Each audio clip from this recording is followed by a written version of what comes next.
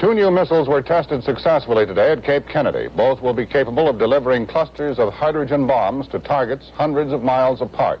Both landed in the Atlantic. The Air Force's Minuteman III was launched late in the day from an underground silo. Before dawn, the Navy's Poseidon, which is designed to be fired from a submarine, was sent up from a pad on dry land. NBC News correspondent Jay Barbary reports. 1, 0, ignition and liftoff, plus 3, 4, 5,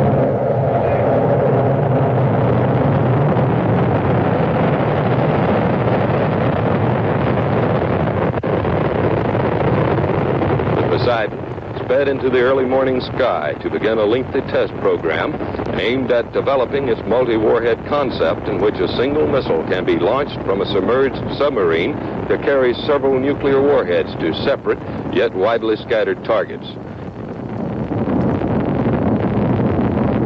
This multi-warhead concept calls for several live nuclear warheads to be showered onto enemy targets, along with hundreds of decoy warheads designed to confuse an enemy's interception devices. This concept makes an effective anti-ballistic missile system almost impossible. The launching was made in full view of the press, despite upcoming strategic arm limitation negotiations with the Soviet Union. In effect, this country seemed to be telling the Russians that development of a costly anti-ballistic missile system might be futile, and that continued threats of waging nuclear war would be sure suicide for an aggressor. This reasoning in the upcoming negotiations, say some officials, might be the basis for actually slowing down the arms race.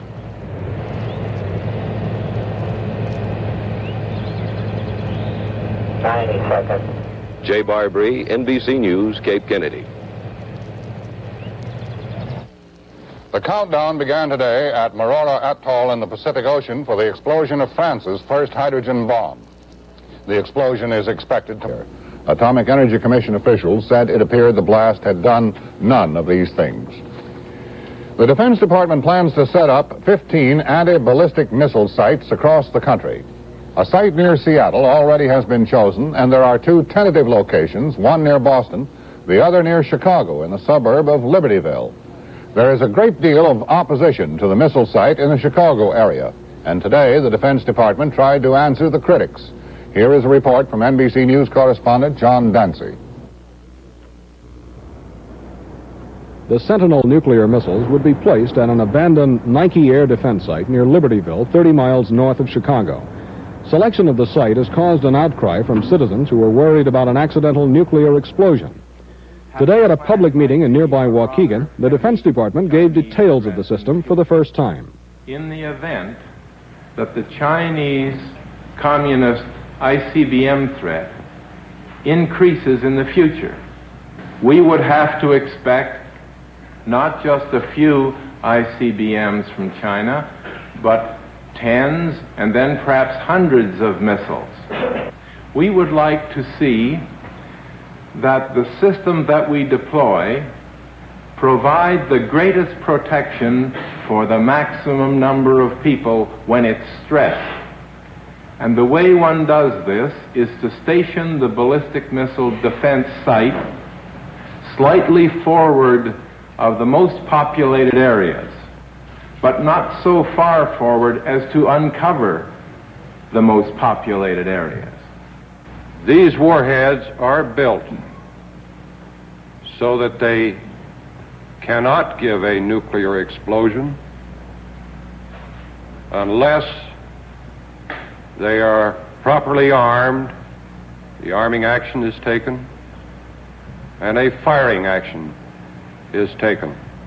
And it is my personal opinion that there cannot be, it is not possible to have a nuclear explosion with this system and with the element as contemplated for deployment here. Saying is that they have circumvented the... Afterward, opponents of the Libertyville site held their own public meetings. There's no such thing as a system that will function perfectly 100% of the time.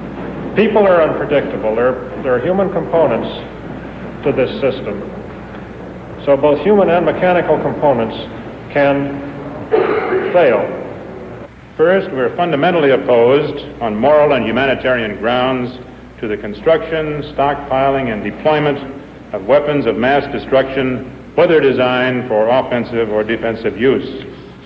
Second, we're opposed to the waste of human and material resources. So our president now has complete control over firing all nuclear weapons. But now the Sentinel system, the timing considerations make this sort of thing impossible. And the president is out on the golf course somewhere. And can he be reached within a matter of minutes to decide whether or not we should launch one of these megaton warheads from Chicago to explode over Minneapolis? This is an entirely new situation where the military now have got their hands on things which may be inappropriate to let them have. So the citizens and the Army are at an impasse over the safety of an anti-ballistic missile system. The Army says it's safe, the citizens say it is not. But at the moment, the Army has the upper hand, for construction on the site is scheduled to begin next summer. John Dancy, NBC News in Waukegan, Illinois. Decisions. Do I want good, rich flavor or one that's lower in tar than the best-selling Filter King? Will argue in court that they are unconstitutional. Last year, Congress approved a so-called thin system of missiles to defend this country against enemy missiles. The Defense Department has so far chosen 3 places it wants to install them, and found in all 3 places the local residents don't want them. One of these places is Libertyville, Illinois, near Chicago. Today, 3 congressmen held a hearing on this in Chicago. NBC News correspondent John Dancy reports. General Starbird took issue with the statement. I thought there... The public hearing attended by Army representatives was supposed to deal with the safety of the missiles in heavily populated areas. It did, but it also dealt with the entire ABM system. Democratic Representative Sidney Yates says many congressmen are now having second thoughts about the system, worried that they may have approved it too hurriedly without enough information. So Yates used the hearing to question the effectiveness of the missiles. Could you construct a Spartan missile site and still be within the protective shield of the Spartan missile? Well, without going into great detail as to range and other capabilities, I have publicly indicated at an earlier briefing of this kind that a site, say 100 miles away from Chicago, with the appropriate radar and the Spartan missile, could afford protection against the early Chinese threat. What are we talking about when we talk of the early Chinese system? Without going into detail, we're talking of a relatively unsophisticated attack with a relatively few number of missiles. The Russian threat cannot be defended against because the Russians have numbers of missiles of a sophisticated type. Is that correct? Obviously, the Russian... When I say defended against, I mean by this system. The Sentinel deployment that has been authorized and is now underway is not designed to cope with a sophisticated Soviet attack. What do you mean by sophisticated attack? Technically and quantitatively. If the Chinese develop that kind of a sophisticated threat, then why do you need any site at all if you have no site to defend against the Russian system because of your ability to retaliate? I am making the point that there is a time for deployment and that there is a time for research and that there is a time for deployment. And that this is premature. To build these sites is premature in as much as you have such a limited capability. Bob Fleischer, a temporary employee of the New York Jets, wound up with professional football's 2 biggest prizes, the trophy and... Not known now. There's a vast body of evidence the American people are irritated, impatient, and annoyed with the federal government. Here's one more example. The Defense Department is intent on building a system to defend the country against enemy missiles at huge cost, even though many experts in the field are certain it will never work. These missiles are to be installed in about 20 places across the country, and the people living nearby generally don't want them. The latest fuss about this is in Boston. NBC News correspondent Fred Briggs reports. The Boston area was only vaguely aware it had been selected as one of the missile sites until last fall. Suddenly, bulldozers were clearing roads and forests near North Andover in the suburbs, and excavating began for a giant radar complex designed to give the first warning of a Chinese missile attack. The anti-missile base itself is a few miles to the south in a National Guard camp. Plans called for long and short-range nuclear missiles stored in underground silos near the Guard's old rifle range. It's a rather small bit of land, but 4 towns surround it. And this week, the Army learned the people in these towns are worried. More than 1,000 turned out at a high school in Reading to hear the Army tell what the missile base would mean to them. They heard about the jobs it would bring, how the base would be landscaped, the utilities it would need, somewhat in the way a company tells a town about a new factory it will build there. But that wasn't what they wanted to hear. I might introduce myself. I'm a Mr. Robert Graham of the village here. The Constitution of the United States says that before a fort, magazine, or dockyard be settled, that the legislature, and this would be the great and general court of the Commonwealth of Massachusetts, must give its consent. Has that consent been given tonight? I don't know if one's needed, and I don't know if one's been given, sir. I can't answer that specifically. May I send you a copy of the United States Constitution, and I'll underline it. By God, you swore to defend it, and I don't think you're doing very well.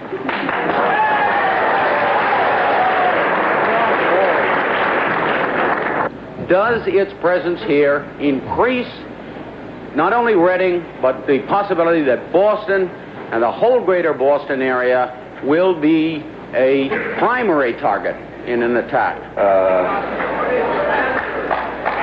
Now, gentlemen, ladies and gentlemen, we've got to first put this in context. I'm perfectly willing to try to answer questions that I can, and I tend to try to respond to the first one. But obviously, it's not my position to make policy. Why hasn't Washington, D.C. got one? Could you show us on the map what would happen if this went off accidentally? If the hydrogen bomb would go off? Show the people your face. Well, That's destruction. Show them. I didn't come prepared to... I'll show them. I can show them. I'll draw the circle. Please sit down. Again, I'm not an expert in nuclear safety or in nuclear design, and if I spoke to you and said something about, I would like to quote from 2 people who I think are quite knowledgeable. We have an expert here, sir. We have an expert from Massachusetts Technology here who's fully prepared to answer the question. The man from MIT is Dr. George Rathjens, who once did research for the Pentagon on anti-ballistic missiles and now opposes them. One is talking probably of nearly total destruction of all life within the order of 5 miles. Now, I should point out, if I may have 1 more minute, but I think this kind of an explosion is an extremely improbable event. Beyond that, I see no reason why there should be any such risk. There seems to be no reason why these devices be located near large population centers. So whatever the risk, it could be reduced very significantly by locating the Spartan warheads and the Sprint warheads remotely from populated centers.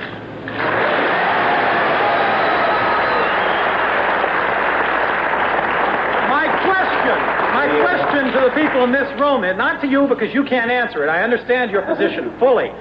My question to you people who came here tonight is, have you been counted out? We can right now, but you're wasting your time talking to him. You don't need to know who his superior is. He just takes his orders. Don't fool around with his military. You know where to go to get the answer. Right. That's all. Twice during the evening, the general read some prepared statements, but they satisfied no one. The people left angry, vowing to pressure Congress in hopes of getting the project killed. But now surveyors are mapping out the roads and sites for the missile silos, and the Army will soon take bids from contractors. And all the while, homeowners of the area will be watching and wondering when the new neighbors they clearly do not want, will be moving in next door. Fred Briggs, NBC News, reporting.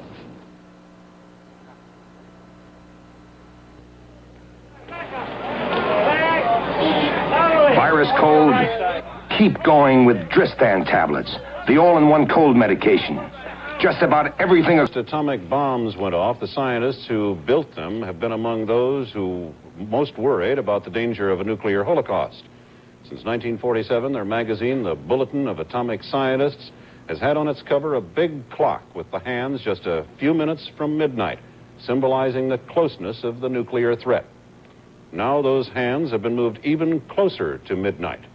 Carol Simpson reports. This sculpture commemorates the founding of nuclear energy, when in 1942, a group of scientists here at the University of Chicago achieved the first continuous nuclear chain reaction. It led to the development of the atomic bomb. Following the bombing of Hiroshima and Nagasaki, the Bulletin of Atomic Scientists created what it calls the Doomsday Clock to symbolize the threat of nuclear disaster. For the past 2 years, the hands of the clock have read 12 minutes to doomsday. But this weekend, the minute hand was pushed forward 3 minutes. Sam Day Jr., the editor of the Bulletin, said recent developments have increased the threat of nuclear disaster.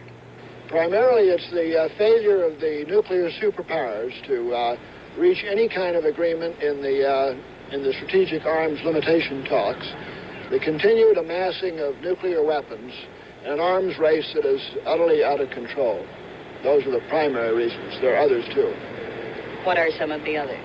The others would include the addition of India to the nuclear club within the last few months, the projected addition of nuclear reactors into the volatile Middle East when the question of safeguarding them is still unresolved, and also the failure of governments to pay sufficient attention to the possibility of sabotage in our commercial nuclear reactor industry.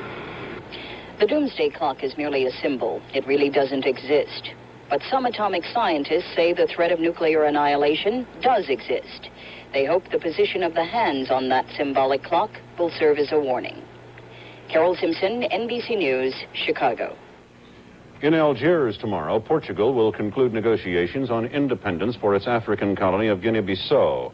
It has been announced that an official document will be signed tomorrow. Vice Admiral named Gerald Miller disclosed something unexpected today to a subcommittee of the House. He said the commander of the North American Defense Command is authorized, under the circumstances of a nuclear attack on this country, to order the use of nuclear weapons. Most people until today believed that the authority to order the use of nuclear weapons of any kind rested solely and exclusively with the president. Marilyn Berger of our staff covered the hearing.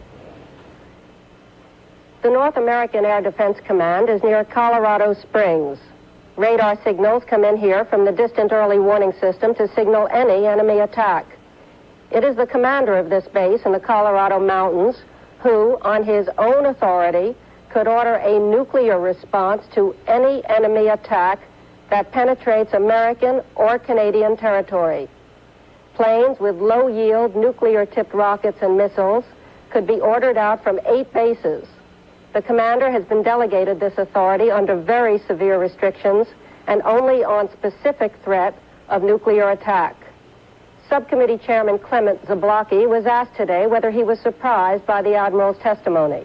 For many years, there has been some speculation some 5 years ago that there was some admission that on a part of a lesser officer that authority was there, but it's the first time that it was admitted that authority really existed, and it is my understanding, since circumstances have changed, that indeed, as the Admiral further stated, it is under his understanding that action is underway in the Department of Defense to revoke this authorization in the very near future. The Pentagon would not comment at all on the Admiral's testimony. Marilyn, let me ask you a question about that.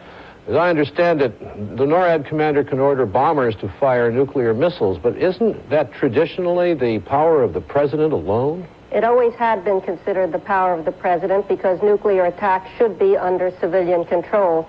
But don't forget, John, this is a case in which something would be coming into North American territory. How likely is it that the NORAD commander would have to give such an order?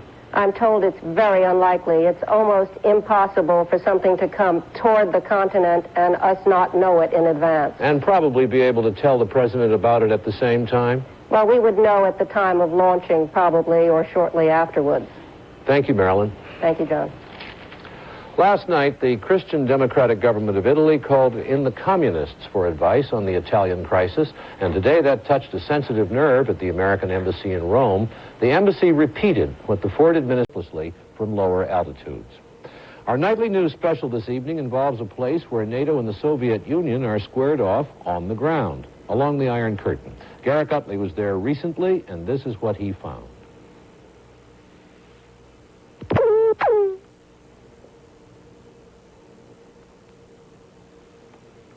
This is the 04. I have a spot report for you. Are you prepared to copy this time? Over. November Alpha. The soldiers are American, members of the 7th Army in West Germany. Over there is East Germany. From this isolated observation post high on a hill, they keep watch on communist military activity across the border. All activity, suspicious or routine. Gray canvas top, East German markings. In a very real way, these men are eyeball to eyeball with communist military strength in Eastern Europe. And a worrying aspect of détente is the way the Soviet Union has been building up its military strength over there. I'm not talking about nuclear weapons, but about conventional weapons, tanks, artillery, and men. The Russians and their allies have always had a numerical advantage over NATO. But in the past 5 years, they have enlarged that lead. They have increased their tank force by 40%, their artillery by 50%, their rocket launchers by 300%, their manpower by 120,000 men. And the Soviet Air Force in Eastern Europe has been changed from a primarily defensive role to an offensive one. Up till now, most attention in the West has been devoted to the Soviet buildup in naval ships and nuclear weapons. But it's in Europe that exists what, quite simply, is the biggest military confrontation in the world.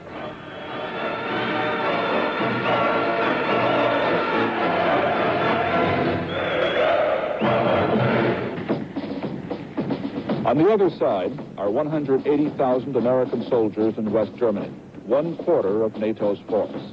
They are the key element. For the Americans have tactical nuclear weapons with them. That is the real deterrent. And the longer the Soviet buildup continues, the more indispensable the American presence here becomes.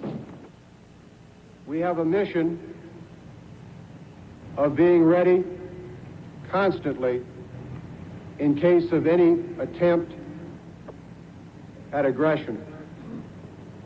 We provide a visible example of America's resolve to actively participate in the defense of Europe. Recently, the United States has strengthened its combat units in Germany, but NATO is still outnumbered in manpower, and in tanks, the principal conventional weapon in Europe, it is outnumbered better than 2-to-1 by the Soviet bloc. And there's no sign of that changing. It's here in Vienna, amid the carefully restored grandeur of the Hofburg Palace, the two sides are talking about easing that military confrontation in Europe. It's an important part of détente, but so far, a notably unsuccessful one. The talks on force reduction are between the United States and its NATO allies and the Russians and their allies. What happens here is an important yardstick of détente. Yet in more than 2 years of negotiations, there's been no progress. The Russians reject the NATO proposal to reduce force levels to an equal number on both sides. They want to continue to have the right to have more soldiers and roughly 2.5 times as many tanks as NATO does in the area. As long as you continue to have over 1 million men, approximately 1 million men on each side, facing each other here, this long after World War II, there will naturally be questions about the true meaning of détente in Europe. And that brings us back here to the East German border. Over there, the Soviet buildup continues. It is easy to be critical of détente these days. What we need to be is realistic. That means keeping a more careful watch on what the Russians do rather than what they say. It also means, quite simply, that American soldiers are going to be here for a long time to come. Garrick Utley, NBC News, on the East German border. Here at home, there will be some soldiers moving. The Army said today 9 American bases will be closed and 20 others moved, all of it to say arguing about the word détente, but lost in all the bickering about the nuances of that word is the fact that not too long ago, the United States had more clear-cut problems. There was the Berlin crisis, the missile gap, the Cuban crisis, and during that period, the government built thousands of fallout shelters, marked them with signs, and stocked them with 250 million pounds of survival crackers. And in this area of détente, we decided to send Jack Perkins underground to find out what's down there. The signs are still there, most any city you go to, though people don't seem to see them anymore. And in basements and sub-basements beneath our cities, in shadowed corridors, the fallout shelters are still there. And governments still spend money to have fallout shelter inspectors regularly inspect them. As here in San Francisco, as here in Denver. Denver has a population of 500,000. It has fallout shelters, it says, for 1 million. Denver feels it is well prepared. Total number of days that you would expect to be in a shelter would not probably exceed 2 weeks. And the rations are adequate for that purpose. You don't get fat on them, but you will survive, and that's the key to it. This is a television spot which the federal government provides for local stations to run. What's that yellow and black sign, Mrs. Evans? That's a fallout shelter sign, Teddy. We'll discuss its meaning next class. Does your school have a fallout shelter? This school in Denver does not have a fallout shelter, but they still run nuclear attack drills here.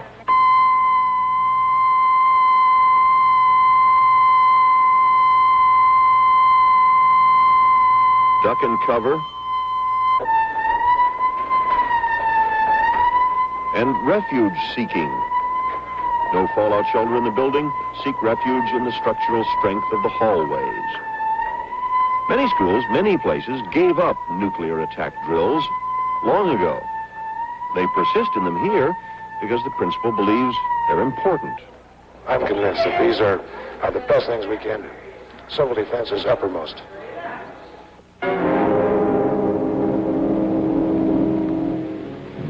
This is the largest fireball ever produced. This means that with the Empire State Building as 0 point, the Mike fireball would extend downtown to Washington Square and uptown to Central Park. This film is being shown in Battle Creek, Michigan, where the federal government runs a school for local civil defense officials. New class every couple of weeks. In 25 years, the federal government has spent over $2 billion on civil defense.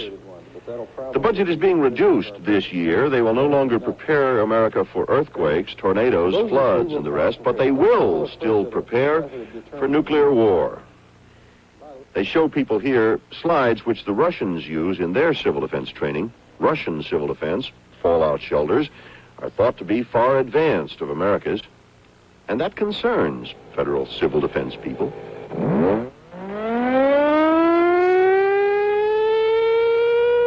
But the men and women in the street seem no more concerned about fallout shelters than they are about the sirens that go off on a test now and then. In a time of détente, selling civil defense against nuclear war is tough. Ask the people trying to do it. I'd rather sell snowballs to Eskimos.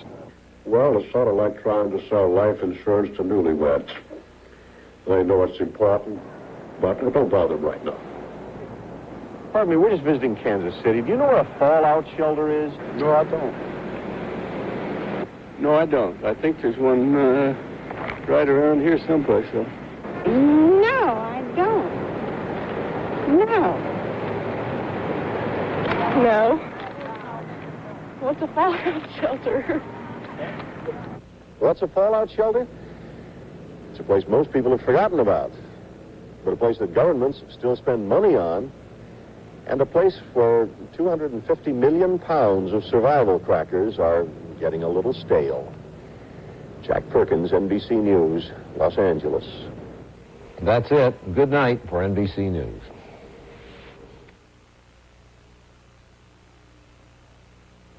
This man may be building... Nescafe decaffeinated. What's your pleasure?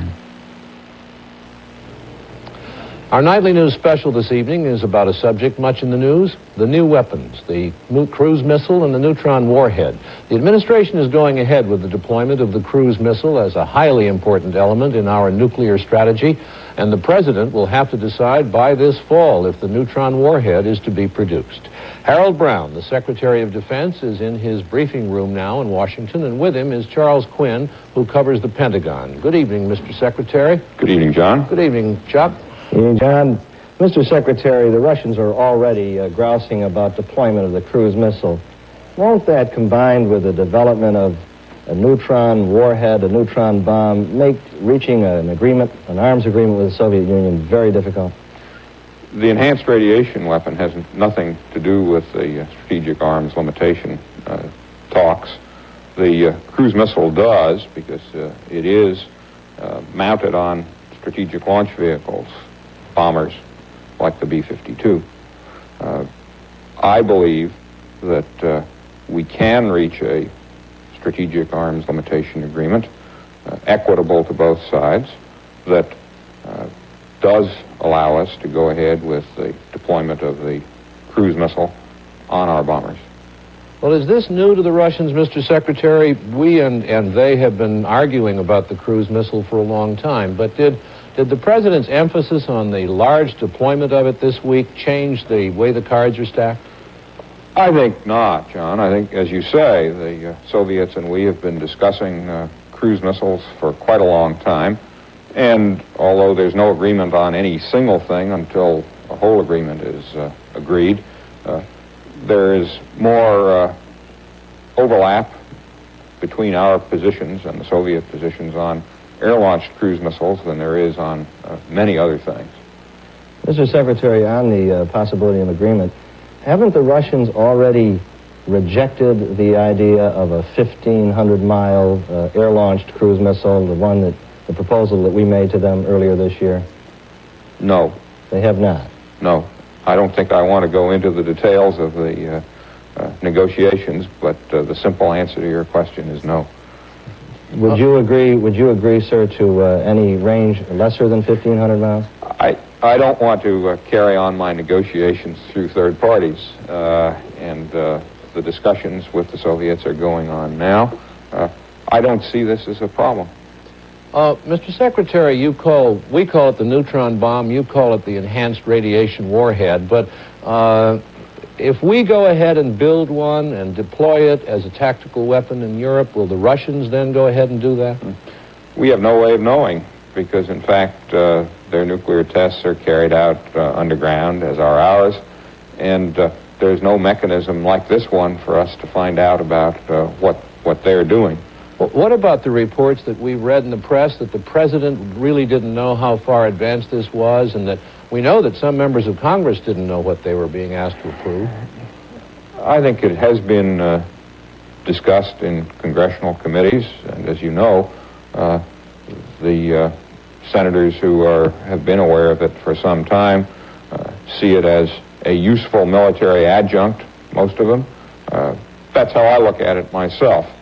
It is not designed to lower the threshold for nuclear conflict, and I don't think it will. Use of nuclear warheads in Europe would be a very, very large step toward escalation, and it would not be taken lightly. The enhanced radiation warhead, because of its characteristics which limit the damage to people and to objects to a fairly well-specified radius, would allow it to be used in military situations of interest against tanks, for example, without doing as much damage to people and to things outside that radius. That gives it some military utility. Mr. Secretary, thank you very much for being with us tonight. And you too, Chuck. The Secretary of Defense saying he is for the neutron bomb. President Carter's decision on the B-1 means that many people in the aerospace business will be laid off, most of them at Rockwell International, which would have been the main contractor. In all, in various plants, about 10,000 Rockwell employees will be laid off, and 2,000 of them got their notices today, one day after Mr. Carter's decision. Roy Neal is there. Legislation. Chris Wallace, NBC News, the Capitol. Civil Defense has made a series of video tapes telling how to survive the radiation after a nuclear attack, or how to try to. When this became known yesterday, there was some confusion about what the tapes were for. Would they be broadcast on television, assuming television was still able to broadcast, or would they be truly the last picture show? Well, not exactly, as Jim Cummins explains. It was like a trip back into the 1950s this week as news reports across the country told how the Department of Civil Defense is making television tapes to be broadcast when a nuclear attack is imminent. They were labeled the Doomsday tapes, or the last picture show. Surround yourself on all sides, including top, with as much weight of material as possible. The man who narrated them said the tapes would be broadcast nationwide just before the bombs exploded, instructing people how to survive a nuclear attack. It's a small step in a world which, after all, remains very dangerous. There are thousands of nuclear warheads out there. Notice that the meter is not reading quite zero.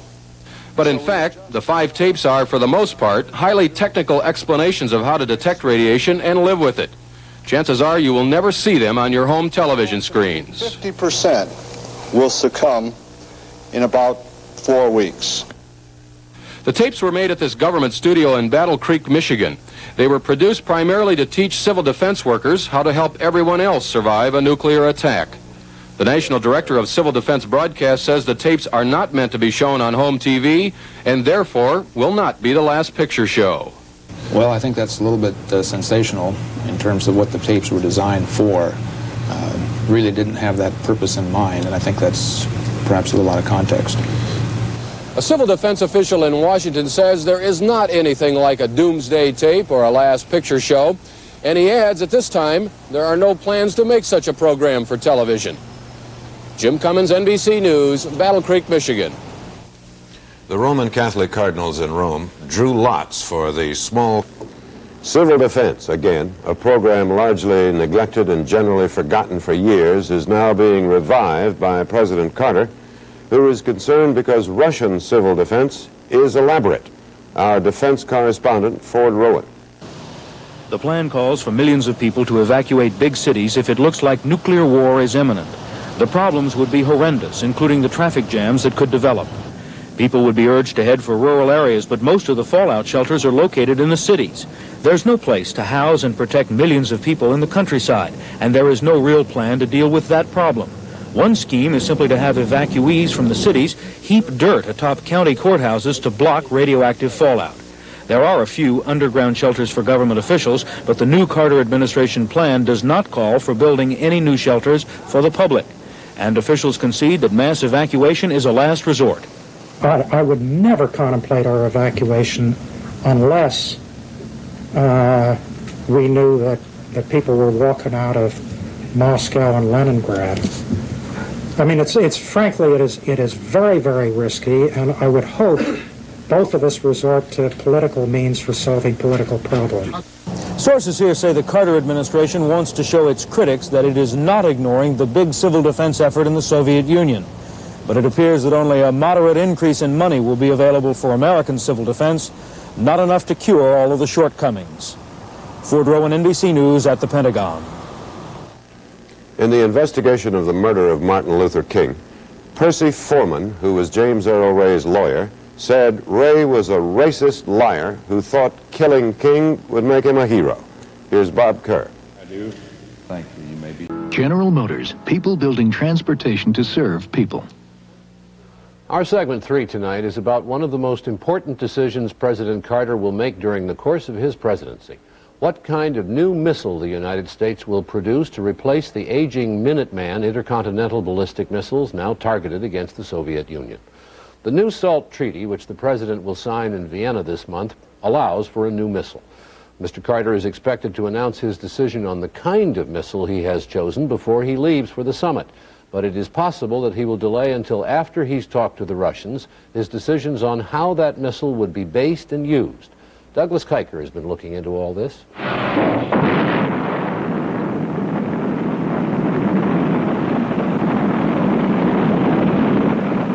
Land-based intercontinental ballistic missiles, ICBMs, are a major part of America's strategic weapons system. We've got over 1,000 of them, all armed with nuclear warheads. They stand poised inside underground concrete silos which are spread over the Midwest. They can be launched at targets in Russia moments after orders are given, and they are becoming dangerously vulnerable to surprise attack by the Soviet Union. The problem is that, unlike our fleet of missile-armed submarines or the B-52 bomber fleet, the ICBMs cannot be moved about. They are stationary weapons and thus standing targets. And sophisticated new target guidance systems being installed on Soviet missiles are accurate enough to hit the ICBM sites right on the nose and destroy them. American military leaders contend that the nation desperately needs a new mobile land-based missile to replace our present ICBMs. Under the new Strategic Arms Limitation Agreement, the United States would be allowed to develop one new strategic missile. Developing and building such a new super missile would not be technically difficult. What has proved immensely difficult is the development of a mobile basing system. The military has been struggling for months to devise a practical mobile base. They considered, then discarded, the idea of an underground rail system to haul missiles from one launching site to another. They considered and discarded the idea of mounting the missiles on a new fleet of transport aircraft. Finally, they came up with the so-called shell game system, named for the old carnival flim-flam guessing game. Under this plan, 4,500 silos would be dug out west in clusters, with the clusters connected by roads. The missiles would be shuttled about by trucks from silo to silo, and the Russians would be left to guess which of the 4,500 silos contained the missiles. According to one report, the first time the plan was presented to President Carter, he said, "That is the craziest idea I have ever heard of." The president sent the military planners back to the old drawing board. The latest proposal calls for 200 shallow, 20-mile-long trenches to be dug in a section of federally owned western land larger than the state of New Jersey. The new MX missiles, 200 of them, each armed with 10 nuclear warheads, would be shuttled back and forth by rail from launching site to launching site. The Russians would still be left to guess where along the line the missiles were at any given time. But the problem of Soviet verification, the biggest hang-up with the shell game system, would be solved because the concrete slabs covering the trenches could be removed at times to permit a weapons count. The only alternative to the MX would be a smaller dual-purpose missile deployed in both the new Trident sub and in existing ICBM silos, but the Pentagon strongly favors the MX. Congressional opponents of the MX say it would jeopardize future SALT negotiations, increase tension, and besides, it's too costly. Who knows actually what the ultimate cost will be, but anywhere from between $20 and $40 billion, which again exacerbates our present economic problems of inflation and all the other things attendant to that. Congressional supporters of the MX say a new mobile land-based missile is essential, SALT or no SALT, and despite the huge cost. I believe we should proceed to the MX whether we have SALT or not. The question is, can we afford to defend ourselves? I say yes. After all, I think government has no higher responsibility to its people. This is the most crucial defense issue the United States has faced in 20 years. There's a strong possibility that the Senate will reject the new Strategic Arms Limitation Agreement unless President Carter approves the MX missile. And if we do build it, it could lead to a nightmare, a new Soviet-American arms race.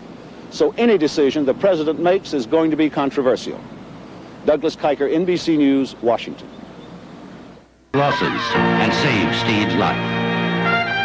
Call one of the independent agents who represent the Hartford and find out why the best protection is prevention.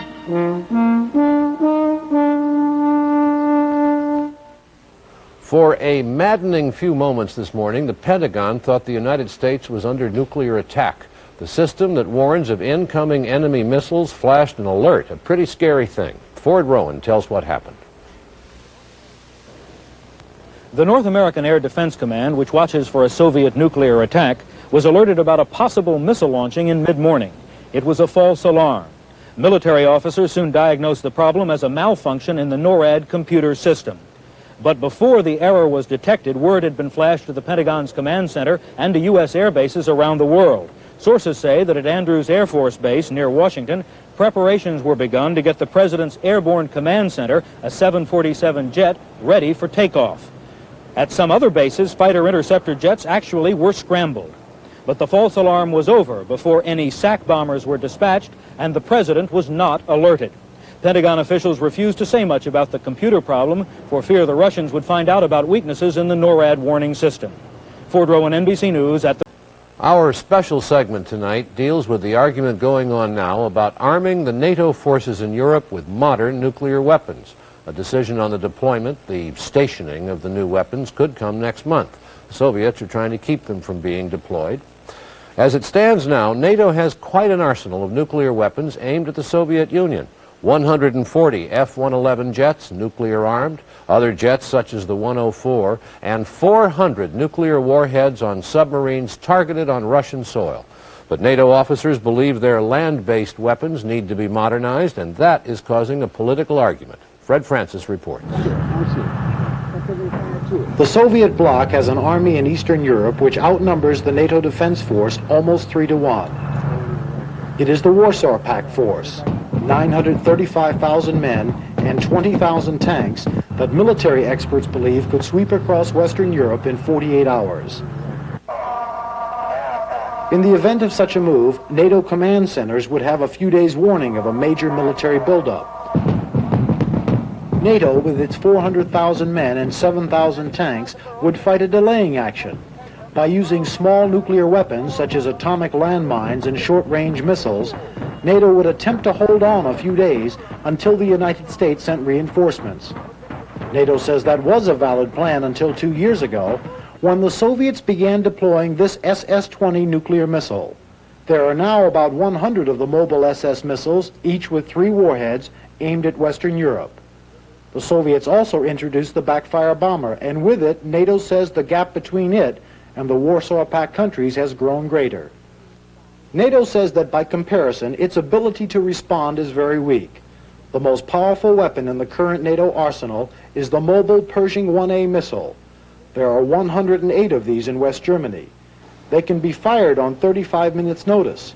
It is a reliable system. Its laser guidance beam gives it great accuracy. The problem is range. Even if all 108 Pershings were placed on the German border, they would pose no threat to the Soviet Union. They could strike only targets 400 miles away. It is this apparent inferior response that has deeply troubled Western European leaders.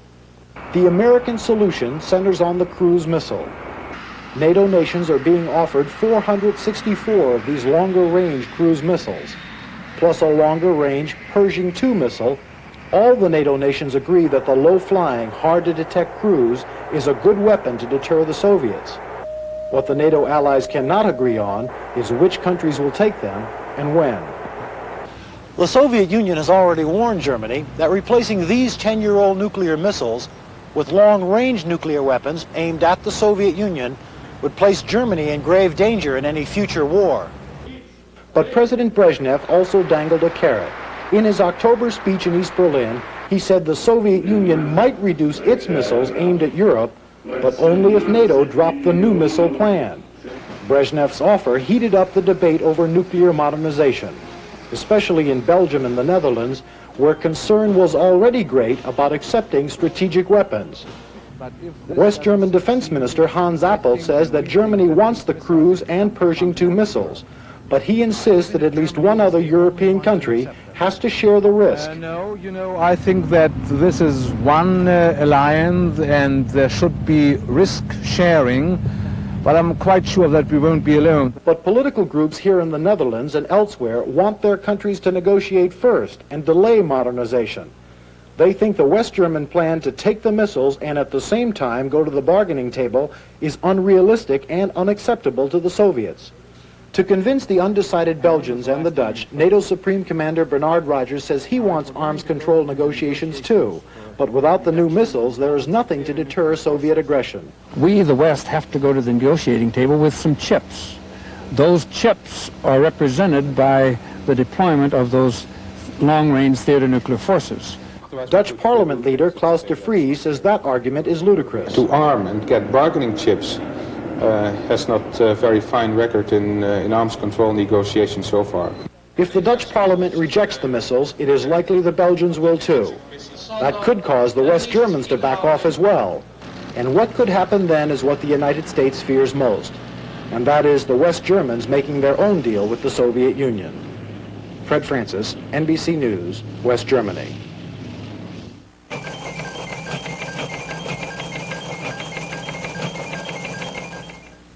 Powerful enemy, but mint denture cream is more powerful than plaque. Our special segment this evening deals with the new tensions between the United States and the Soviet Union caused by the Soviet invasion of Afghanistan and the very tough reaction of the Carter administration. Some critics, including George Kennan, the historian, and Senator Kennedy, have questioned the administration's moves. Kennedy asked if the Afghan invasion is really more serious than the Cuban Missile Crisis, the Korean War, or the Berlin Crisis in 1961 when Soviet and American tanks faced each other across the Berlin Wall. John Palmer, who has watched the administration develop its tough line, has this view from Washington. After the hydrogen bomb had been tested by both the United States and the Soviet Union, the Bulletin of Atomic Scientists moved the hands on its doomsday clock forward to 2 minutes before midnight, the closest ever to the hour that represents nuclear war. In 1973, as the nuclear threat subsided with the signing of the first Strategic Arms Limitation Agreement, the hands were moved the farthest away, 12 minutes before midnight. This year, with the shelving of SALT II, the invasion of Afghanistan, and a general deterioration of Soviet-American relations, the hands on the doomsday clock again were moved forward, this time to 7 minutes before midnight. The doomsday clock is one organization's measurement of how close we are now to a nuclear war. Well, to us at this point, it means that the world is getting to a point where we have to start to worry again very seriously about the dangers of nuclear war. President Carter's Special Envoy Clark Clifford says of the Soviet Union, if part of their plan is to move toward the Persian Gulf, this means war. Senator Henry Jackson wants a major U.S. military buildup. President Carter should begin now to selectively call up reserve units. George F. Kennan, historian and former ambassador to Moscow, is worried about what he calls the war atmosphere, created by what he believes is Washington's overreaction to the Soviet invasion of Afghanistan. Kennan says, I can think of no instance in modern history where such a breakdown of political communication and such a triumph of unrestrained military suspicions has not led to armed conflict. I think that the situation doesn't warrant that sort of pessimistic outlook. Another former U.S. ambassador to Moscow, Malcolm Toon. I think the lines of communication between Washington and Moscow are open and must remain open. I think there is a perception both in Moscow and Washington that this is an important thing for us to do. Members of Congress also differ on the possibility of war, but all agree this is a dangerous time. I've expressed concern that we might stumble into a World War III out of this crisis, because we're stating a new doctrine which is intentionally vague, that we commit ourselves to defend to the extent necessary the Persian Gulf region. Well, I'm not willing to throw in the towel, and condemn another American generation to the bleakness, the mounting tensions, and the terrible underlying dangers of another Cold War in this nuclear age. If we hold a steady course, don't overreact, don't push them into a corner where there's no maneuvering room, I think we can live at peace on this planet with the Soviet Union. The White House says the future of U.S.-Soviet relations depends to a great extent on Soviet behavior in Afghanistan.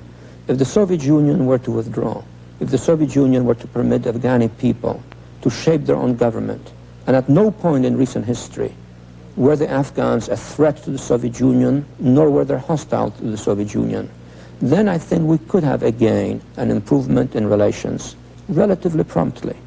If the Soviet Union persists in killing Muslims simply because they want to be independent politically and religiously, if it persists in what is objectively a threat thereby to Pakistan and to Iran, then the chill in the relationship will continue for some time to come. While there is disagreement in Washington as to how close we are to a nuclear confrontation, it's clear that the two superpowers have entered the 1980s deeply distrustful of one another and with no common understanding of the ground rules for peaceful competition. John Palmer, NBC News, Washington. Not all countries feel that way. Allied countries in Europe do not believe that the policy of détente is totally dead. The Japanese are uneasy with Washington's hard line, and Soviet President Brezhnev said tonight in Moscow that he's still for détente. This whole new situation is an important story, and our special segments will be dealing with it for the rest of the... Use all energy efficiently, because the future belongs to the efficient. The Soviet Union teed off on President Reagan again today for repeating that he thought an exchange of nuclear fire in Europe could be limited to tactical or artillery-sized weapons. The government's news agency, TASS, called that idea dangerous. It is absurd, said TASS, that the Soviet Union will follow nuclear war scenarios worked out in Washington. But at the commissioning ceremony today for the country's first Trident-class nuclear submarine, Vice President George Bush came to the administration's defense. George Lewis reports from Groton, Connecticut. As the VIPs began arriving for the Ohio's commissioning, about 200 anti-nuclear demonstrators held a vigil outside the shipyard. Others displayed banners from boats and an airplane. During the ceremony, Vice President Bush lashed out at the anti-nuclear movement in Europe. Some of its leaders have charged that the United States, not the Soviet Union, represents the biggest threat to world peace. It's a great and sad irony that it was the U.S. that helped regain the freedom of that same soil on which those charges were recently made. Bush said the building of the Ohio is part of the administration's commitment to maintaining peace. The controversy over the Reagan defense policy wasn't the only one overshadowing today's commissioning. One of the dignitaries, 81-year-old Admiral Hyman Rickover, started the Navy's nuclear program. But his critics claim Rickover caused many of the cost problems that have plagued the Ohio, ordering too many design changes. This man, Navy Secretary John Lehman, wants to retire the admiral, but the decision is the president's. Previous administrations have tried that and failed. Rickover has a lot of friends in Congress. But he is 81, and today his age was showing. Coming out of the sub, he almost fell.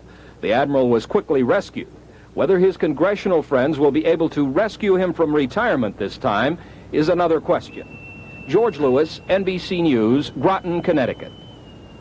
The newest issue of Atlantic Monthly quotes Budget Director David Stockman as expressing major doubts about the Reagan economic plan. Stockman is said to be very upset because he said he thought his quotes were off the record. Emery King reports from the White House. In the article, Stockman is quoted as saying President Reagan's tax cut is a Trojan. I think you'll like it, too. High Point decaffeinated coffee with flavor as full of life as you are. Our special segment this evening is about surviving nuclear war. Most people think no one would survive, or that those who might would envy the dead. But not everyone feels that way, and that's the subject of this special segment prepared by Marvin Kalb.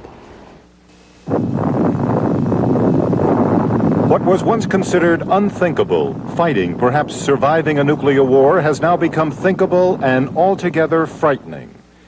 California teachers in San Francisco watching a film about what might happen if a 1 megaton nuclear bomb is dropped on San Francisco. I draw your attention to the map. That first circle is an area in which the overpressures are 20 pounds per square inch, which will destroy everything. Winds are 500 miles an hour. The heat is such that most everybody will be either vaporized or killed by third-degree burns if indeed they're not killed by other trauma. Total casualties are 1,162,500 people, almost precisely every third person. And it seems to me highly probable that the survivors will envy the dead. The film, The Last Epidemic, was put together by a Boston group called Physicians for Social Responsibility, led by Helen Caldecott, an Australian-born pediatrician. The group claims a membership of 10,000 from 45 states, growing, they say, by 300 people a day. All of them so profoundly disturbed by an administration policy they see as madly confrontational, they are organizing a national crusade against nuclear weapons. Well, as a physician, I'm appalled at the talk of survivability of a nuclear war. There may be a few survivors, like maybe 10% of the American population may survive in a world where there are millions and millions of corpses, rampant disease, where there'll be no food supplies. Like his predecessors, President Reagan has never ruled out the use of nuclear weapons, but he strongly believes that the best way not to use them is to make the United States so strong the Soviet Union would never be tempted to resort to nuclear weapons. And so, the remilitarization of America. $1.6 trillion earmarked for national defense over the next 5 years. What we're told is that more weapons buys more security, and more security is the best deterrent against nuclear war. The Soviet Union, hardly indifferent to Pentagon planning, responds by throwing more money into its own military machine. The balance of nuclear terror is raised to new heights of danger. In addition, the Russians are expanding their civil defense program, on the assumption, apparently, that a nuclear war is possible and survivable. Some American officials feel that if the Russians are trying to protect their people, the U.S. can do no less. The Russian people can survive, and I see no reason why we can't do as well as they can. If they choose to do the things they've talked about to protect their industry, on the order of 2/3 of that would survive. To the point where the production levels, after a period of 2 to 4 years, could go back up to where they were before the war. Spurred by the Soviet example, the Federal Emergency Management Agency, known as FEMA, has been distributing millions of copies of a new handbook, loaded with helpful tips about fallout shelters, warning sirens, and what to do with pets during a nuclear war. FEMA has a plan estimated to cost $3.6 billion over the next 5 years, designed to protect American lives. How many? Given the plan, to run the span of the plan, somewhere in the vicinity of 80% of the population. A nuclear emergency, say, in New York City, assuming, of course, as the U.S. does, that there may be a week's notice to begin a mass evacuation of heavily populated areas. Planes will be loaded with outbound traffic, everyone in line. People heading for the subways. No panic is planned. Even the Staten Island ferry taking city folks upstate. That's the plan, as fireballs, blast waves, radiation fallouts cover the country. It really boils down to the question of, can we move our people out as fast as the Soviets can move theirs out? They can see people relocating and they just retarget their missiles. It's true that this kind of conflict would impose changes, but you can live through those changes. War is not an expression that's usable. It's either survival or annihilation. This debate takes place against the backdrop of a recent poll indicating that 76% of the American people believe that it is somewhat likely, even very likely, that the United States will become involved in a war in the next few years. Not necessarily a nuclear war, but as military budgets increase and the prospects for arms control agreements diminish, which one of us can feel confident that even a small war will not escalate into what used to be called the unthinkable? Marvin Kalb, NBC News, the State Department. Marvin Kalb, NBC News, the State Department.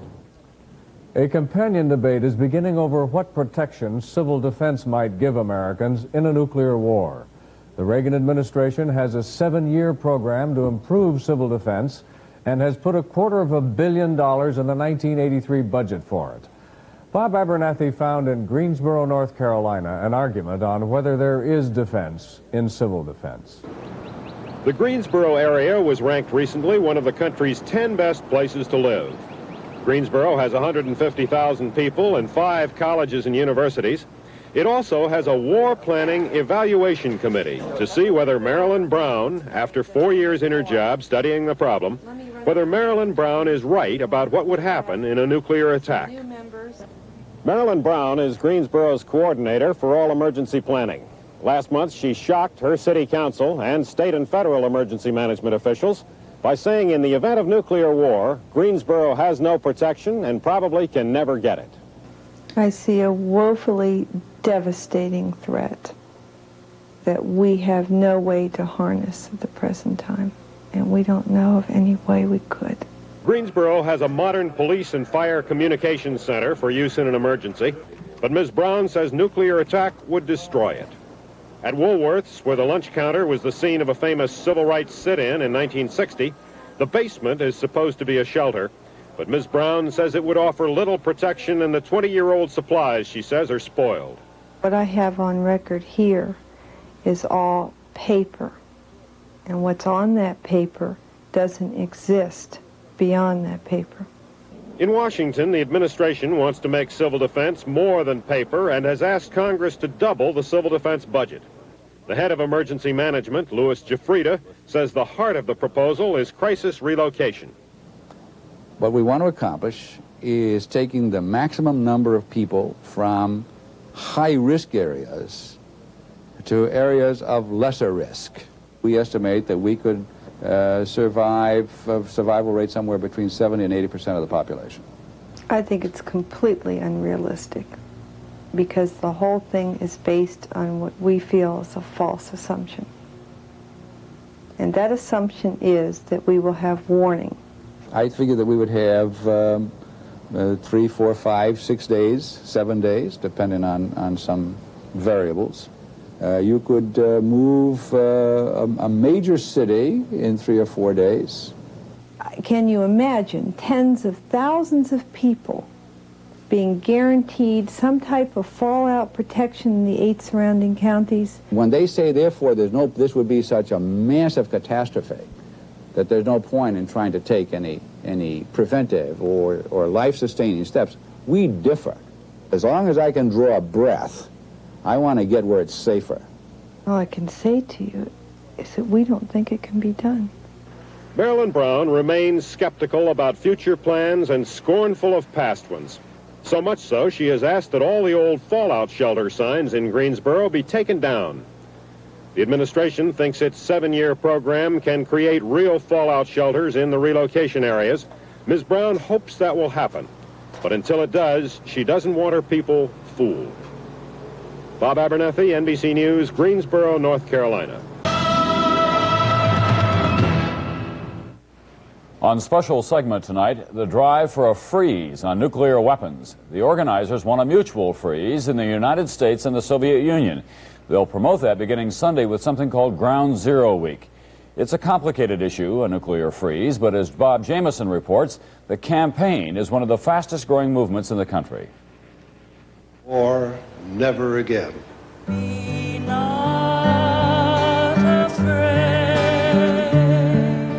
It has become a brush fire.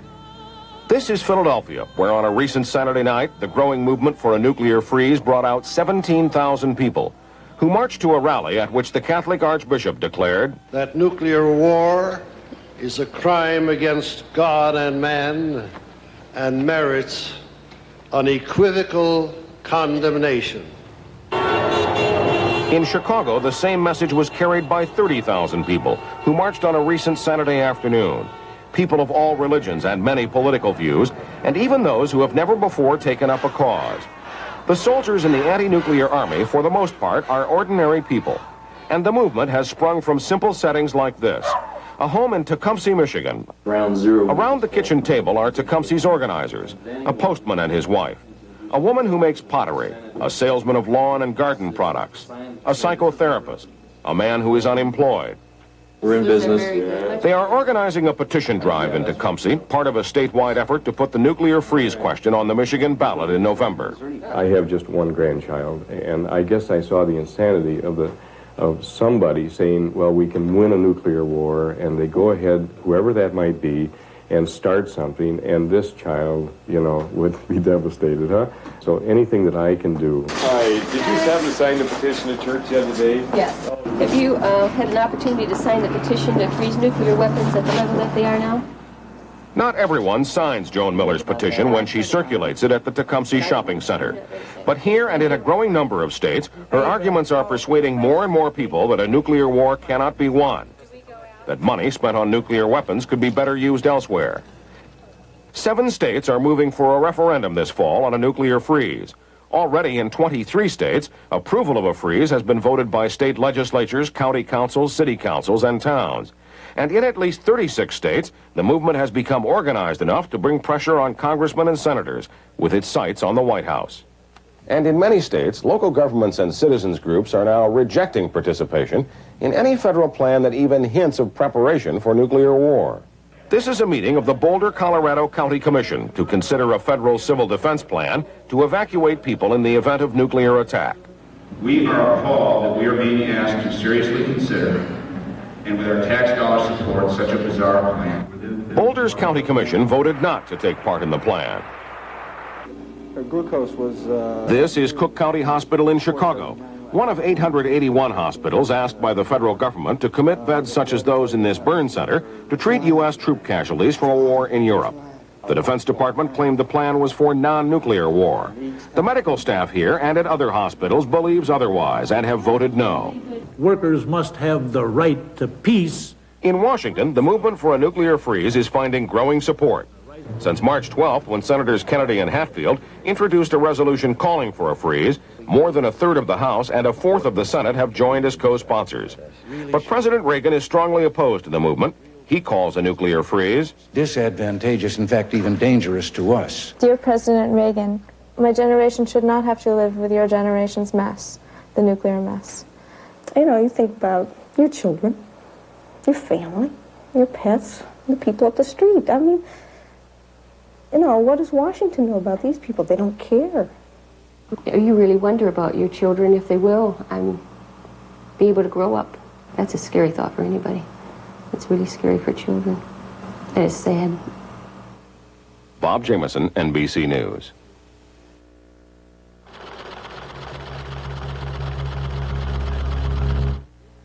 Mrs. Johnson, when you need attention, because we know how special you are. You deserve national attention. Today is the first day of Ground Zero Week. It's not a government holiday. It's an attempt by a number of people around the country to educate everyone as to just what happens in a nuclear attack, graphically. The theory? Tell the people the consequences of nuclear war, and common sense will dictate the importance of preventing one. Here are 4 reports.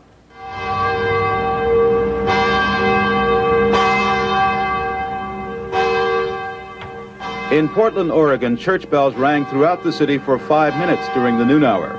The bell ringing was intended to dramatize the outrage many people here feel about the buildup of nuclear weapons. At the First Unitarian Church, twice the number of parishioners turned out for special Ground Zero Day services today than attended last Easter Sunday. They came to hear Harvey Cox, a Harvard theology professor, who said people have a moral right to urge a freeze on nuclear armaments. It must be a screaming out, a fighting back, a rebelling, a resistance, a taking action. We do not go gentle into that good night. We must rage and rage and rage against the dying of the light. A rally was held in Portland's waterfront park at Ground Zero. The anti-nuclear movement here is hoping to collect enough signatures to put this issue on the ballot. Oregon is another state where the nuclear freeze movement brings Republicans and Democrats together. Some people here think the Reagan administration may have made a mistake by rejecting a nuclear freeze instead of getting behind a movement that continues to grow. Meredith Lewis, NBC News, Portland, Oregon.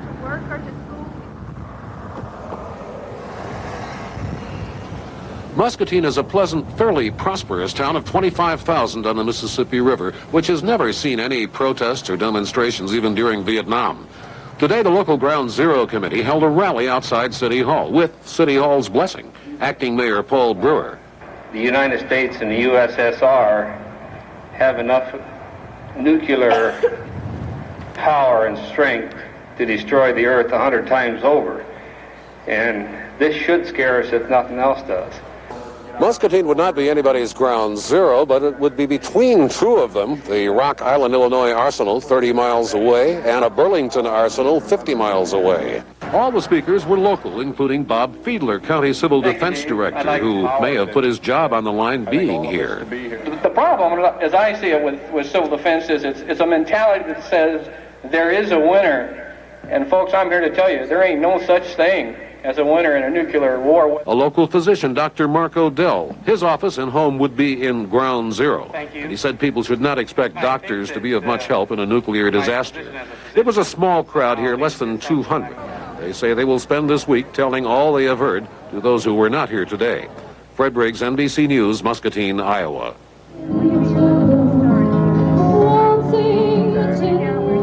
In Washington, it was a small crowd, only 200 people who gathered in the park across the street from the White House. They were getting a taste of the 60s and a crash course in the horrors of nuclear war from Ground Zero Speaker Ann Kahn. Being in a bomb shelter would be like being inside of an oven. The Ground Zero Group was founded a year ago by a physicist and former staff member of the National Security Council, Dr. Roger Molander.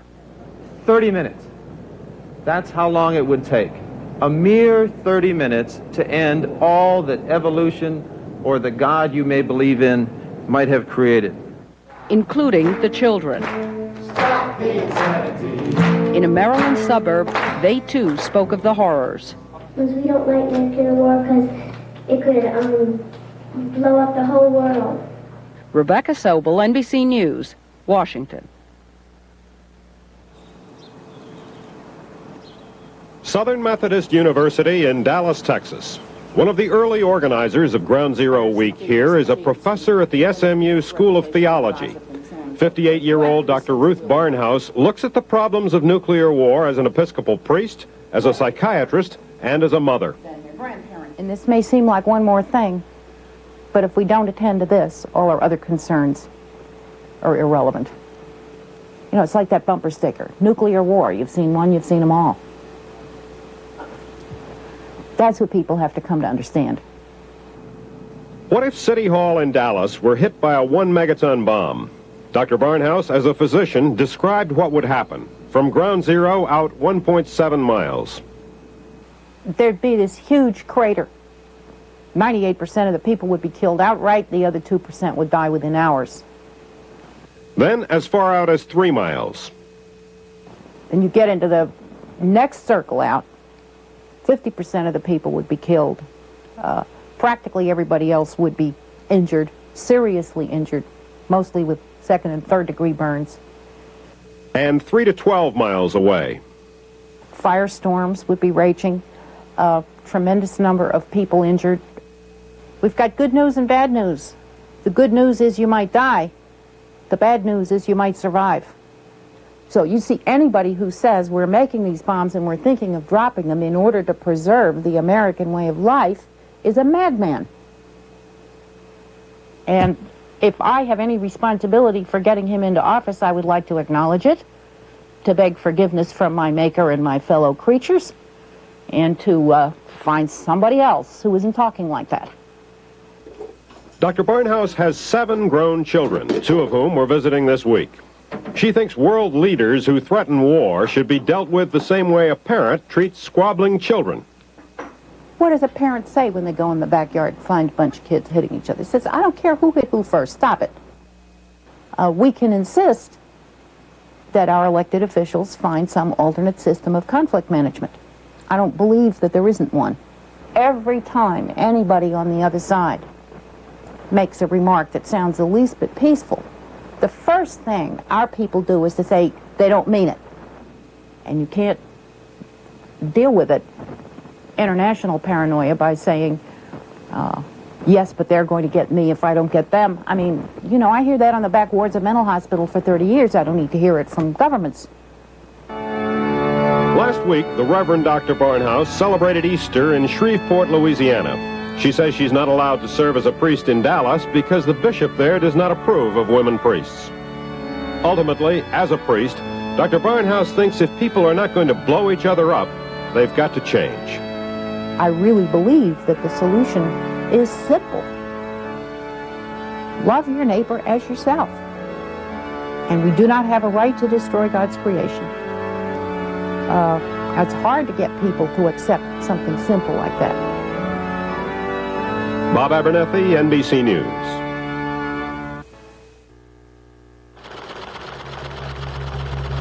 That's more than just protection. That's peace of mind. Is it him?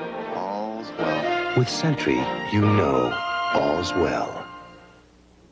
The administration is reported to have a contingency plan for fighting and winning a protracted nuclear war with the Soviet Union.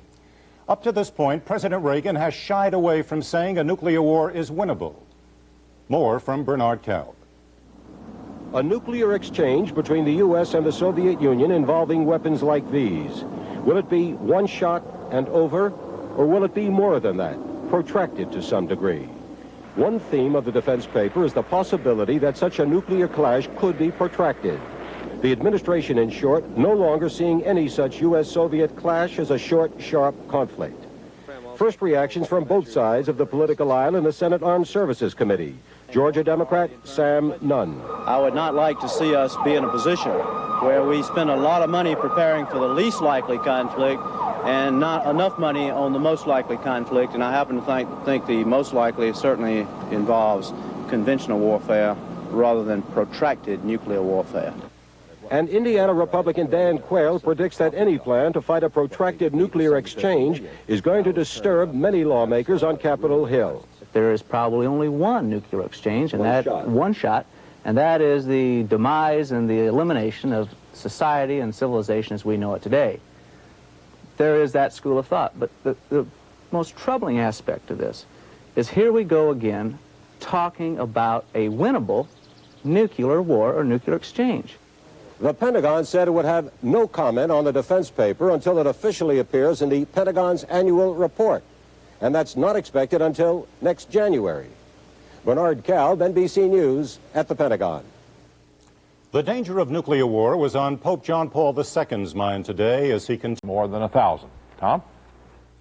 A nuclear war is a nightmare that affects everyone. It is a horror that knows no bounds. But on our special segment tonight, we have a report on how the prospect of such a war is especially frightening to one segment of our population, the young. Bill Schechner is the reporter.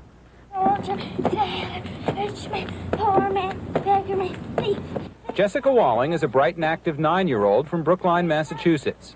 She is also a child of the nuclear age. I think about how there could ever be a nuclear war because I don't think people want to be killed. Jessica Walling is part of the unexpected fallout from the nuclear arms debate. Worried children. You find them among her classmates when they talk about dreams. I went to the moon and this nuclear missile came and blew up the moon and I was dead. On the playgrounds in San Francisco. Sometimes you just think, what will I do if there was nobody around left? In the schools in St. Louis. Probably happen about when I grow up. Do you think you're going to live through it? I doubt it. There's even research on it. A national poll of 17,000 youngsters says 1 in 4 high school students worries often about nuclear war. An American Psychiatric Association task force surveyed secondary schools in 4 major cities. Our study shows that these issues are very much on kids' minds, that they're important and significant issues for them, and that they're worried about them. This is not totally new. Many of today's parents grew up with the bomb, but these drills, while scary, were consoling. They said, follow instructions and you will survive. Today there is much less confidence. Beyond that, psychiatrists say, the nuclear images are so widespread, in the news, on the street, even on the comics page, it's hard for the young to ignore them. Many of their elders, too, are beginning to confront the problem. It was important that I faced it, but I'm still confused whether my 6.5-year-old should be forced to face something. Around the country, groups are talking about what to do. Many were formed by people working for arms control. These Richmond, California parents weren't sure how to react to their children's new knowledge. Their conclusion, the way to dissipate the fear was with a combination of love and facts. We decided that it was something that should be discussed because the curiosity is there and there's no way you can stifle it. So we would give him the information he wanted. 1, 2, 3, 4, left, right. A similar approach in some schools. While ROTC drill goes on outside this Catholic high school in Clayton, Missouri, inside they're studying the politics and ethics, as well as the megatonnage, of nuclear arms. It's going to be their world in a few years. They're going to be voting, and I think they're going to have a voice in some of these issues.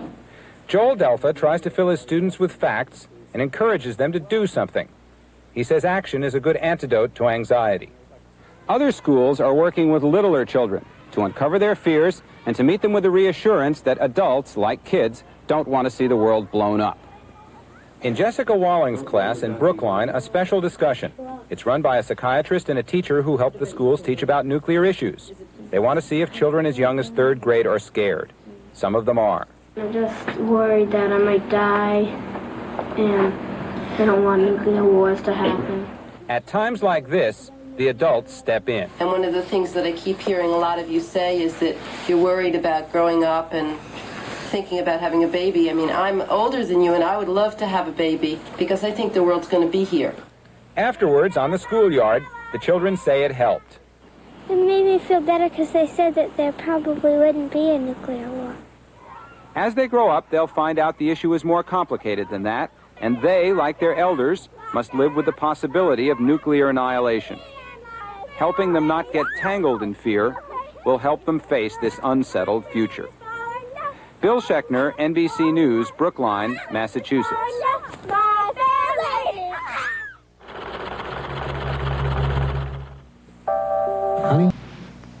The Navy won't talk about a train passing through the western Rockies carrying nuclear material to its Trident submarine base in Bangor, Washington. Anti-nuclear activists claim the train has 100 hydrogen bombs on it, and they're calling it the most destructive train in the world. Peter Rogat of NBC affiliate KOA Television reports. We're fighting for the children, we shall not be moved. Several dozen nuclear-freeze protesters waited in the snow at Fort Collins for the Burlington Northern cargo train. Its journey north began at the Pantex plant in Amarillo, Texas, where most of the nation's nuclear warheads are assembled. Those of us who are today responding to the transportation of nuclear warheads through our community are appalled at the great risk posed not only in this town this morning by this transport, but by the escalating risks of nuclear annihilation represented by this death train. By late morning, the train arrived. About a half dozen protesters were arrested. There was no violence.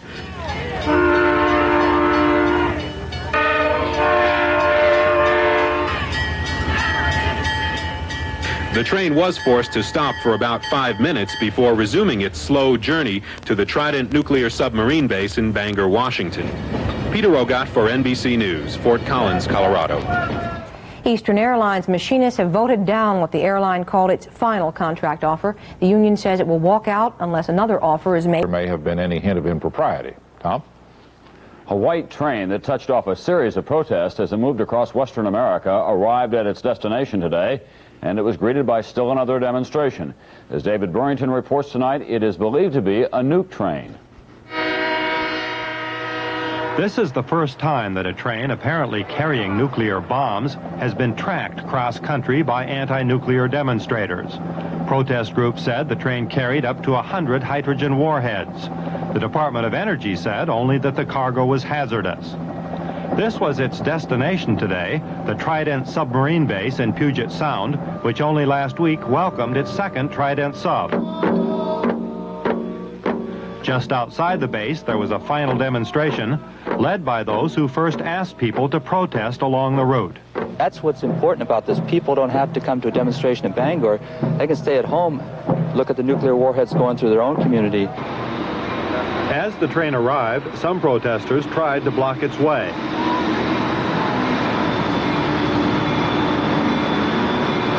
A few demonstrators were arrested, but there was no violence, and the train continued into the base. David Burrington, NBC News, Bangor, Washington. French President Mitterrand's entire cabinet resigned today, one day after France was forced to lower the value of its franc. Mitterrand tonight reorganized about a third of his new government. China. A spokesman said a China trip does remain a future possibility. At Strategic Air Command bases in this country and other parts of the world tonight, SAC crews and airplanes are involved in a huge test of the command's readiness called Global Shield. And while it is just practice, Al Pierce reports tonight it has the look of the real thing. The nation's first line of defense, the nuclear missiles and bombers of SAC, the Strategic Air Command. SAC's mission is to prevent attack on the United States, and if that fails, to carry out presidential orders to retaliate. This week, 9 missile wings, 600 bombers, tankers, and other aircraft, and 150,000 military personnel from all SAC bases throughout the world are participating in this carefully coordinated exercise. One of the primary purposes of Global Shield is to test how well the various parts of SAC, the people and the equipment, work together in a realistic wartime simulation. Here at Grand Forks Air Force Base, the men and women of SAC are practicing what they hope they never have to do, how to go to war. Missile maintenance crews are put on 12-hour shifts. 2 teams work round the clock to bring all missiles to full alert status. The B-52 bombers take off as rapidly as possible to avoid being hit by Soviet nuclear warheads. After being refueled in midair, they conduct simulated bombing runs. In a real war, many of these planes would not return. The crews and equipment needed to repair and rearm those that do are moved far from the base, which would probably be destroyed before the bombers get back. Over the next few weeks, SAC officials will analyze the results of Global Shield to see how they did and what they learned. The Reagan administration has made readiness its #1 defense priority. Global Shield tests just how ready SAC is. Albert Pierce, NBC News, Grand Forks Air Force Base. Steve Howe is a gifted young base official that Mr. Reagan believes tolerates bad behavior from the Soviet Union and its allies, while at the same time denouncing Western nations.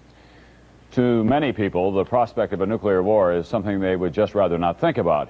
But of course, the Pentagon has to think about it, and it has elaborate plans to deal with such a possibility. At least one of those plans now is obsolete. Albert Pierce tells us why tonight. This is the Doomsday plane. Officially, it is the National Emergency Airborne Command Post, or NECAP. During a nuclear attack, it would most likely be from here that the President would give the orders to dispatch American missiles, bombers, and submarines to retaliate against the Soviet Union. The Air Force has 4 of these converted 747s, and the one that is closest to the White House is kept on alert at Andrews Air Force Base just outside of Washington. But Pentagon officials now believe the plane could be vulnerable. Here's why. Under current plans, if a Soviet attack were detected, a Marine helicopter would be sent from its base across the Potomac to the White House to pick up the President and then carry him to Andrews. That could take up to 20 minutes. If the Soviets began their attack with land-based missiles, the U.S. would have about 30 minutes warning, enough time to carry out this plan. But Soviet submarines in the Atlantic pose a more dangerous threat. Nuclear-armed missiles from subs 500 to 1,000 miles out could hit Washington in only 8 to 10 minutes. That would not give enough time to get the President to the plane and the plane in the air. So the Defense Department has decided to move the plane inland, thus gaining additional time. The Pentagon won't reveal the new base for the plane, but could use any of the many existing bases within 1 or 2 hours flying time of Washington. Under the new plans, the President would be picked up by a helicopter with a range of about 600 miles, while the plane is taking off from its base. Then the two would rendezvous at a 3rd location, which could be selected either in advance or while the President is in the air. Under these new plans, the President would not be out of touch with U.S. nuclear forces. He could use the helicopter's radio to issue orders until he gets on board the plane. Albert Pierce, NBC News, at the Pentagon. The President won't be using the Doomsday plane on his scheduled trip to the Philippines, of course. With liquid Dentrol denture adhesive for a comfortable hold. The ABC film The Day After, about what happens in Lawrence, Kansas in a nuclear attack, was seen by an estimated 100 million people last night on television, one of the largest television programs ever. And today, the fallout continues. Mary Nissenson in Lawrence tonight. The earth, the air, the water, the fire returns. The Day After had a special meaning for the people who live in Lawrence, Kansas. It was their town which was destroyed in the movie, and within minutes after the movie ended, some 500 people had gathered on this hillside. Some came to express their anger with the movie and the nuclear freeze movement. Is democracy something that's going to wait around until the communists get strong enough, and then we're going to surrender to them?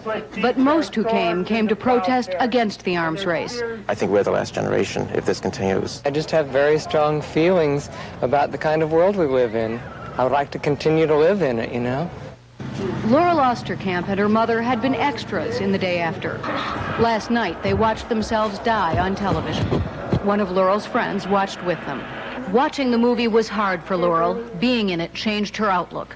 I'd probably die right away if there was a nuclear war. I mean, more than half of the people will probably just die right away, and that's what I want to happen. I don't want to survive. The Day After was made here in part because there are missile silos close enough to make Lawrence, Kansas a likely target for a nuclear attack. The people here aren't going to forget that.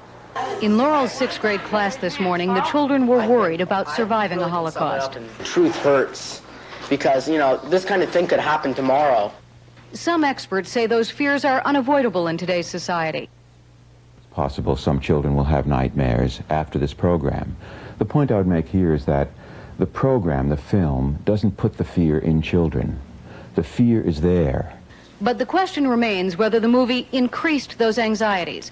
In a recent survey by 2 California psychiatrists, American school children were asked if they thought there would be a nuclear war in their lifetime. 38.5% said yes, only 16% said no, 44.5% were undecided.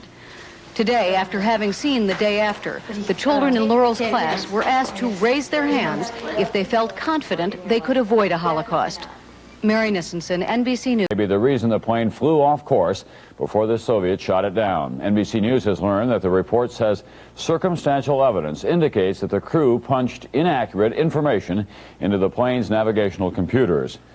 The day after that ABC film that shocked millions of Americans now is being shown in Europe. Many believe, of course, that if there is to be a nuclear war, it could start in Europe. And as John Cochran reports tonight, the film has made that debate over nuclear weapons even more heated on the other side of the Atlantic. The Day After has come to Denmark, but instead of watching Doomsday for free at home, thousands are paying to get depressed. Makes you think you don't want to be alive after a nuclear war anyway. It is really scary, especially if you think about the situation right now. The Day After has been a sellout in West Germany, the home of most of those American missiles that upset the Soviets so much. The Russians are the first who will send the missiles to us in Western Germany. Surely the Russians and not America.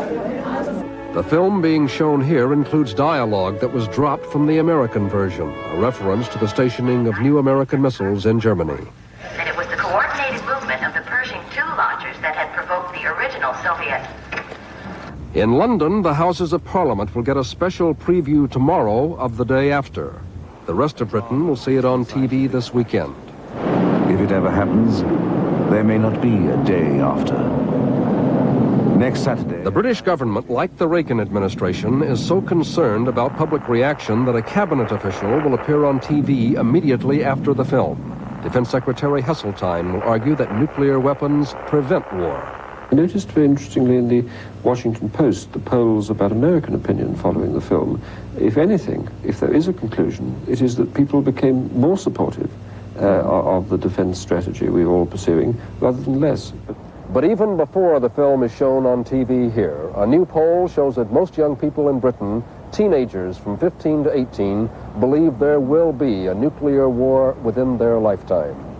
There are no polls in the Soviet Union. Moscow TV has shown brief excerpts from the film, but only to describe American reaction. Would the movie's distributor permit the Soviets to show it? If there is interest, we will be happy to sell them the picture. To promote peace or profit? At the right price. John Cochran, NBC News, London. NBC News tonight has... So sit down to a familiar face. For Hiroshima, the day after was August 7th, 1945. The day before, the United States dropped the first atomic bomb on that Japanese city to force an end to World War II. 119,000 people were killed instantly. Today, the day after, the chilling television production about a nuclear attack on an American city was shown for the first time in Hiroshima. As Stephen Fraser reports, it was seen by some who were there on the real day after. The Day After is shown in cinemas here. Most Japanese have ignored it. But when it opened in Hiroshima today, Suzuko Numata went to the premiere to see how the movie compared to her own experience of a nuclear holocaust. Suzuko Numata was 21 when the bomb was dropped here. She was a worker at the Telegraph Bureau, about a mile from the epicenter. The force of the explosion blasted her the full length of a corridor and into a room that collapsed around her. The debris crushed her foot. It had to be amputated later without anesthesia. This is how she looked a few weeks later during treatment for radiation burns. And it was when the Americans in the film looked like this that she was moved the most. Phone's working? Are you kidding? There aren't going to be any phones.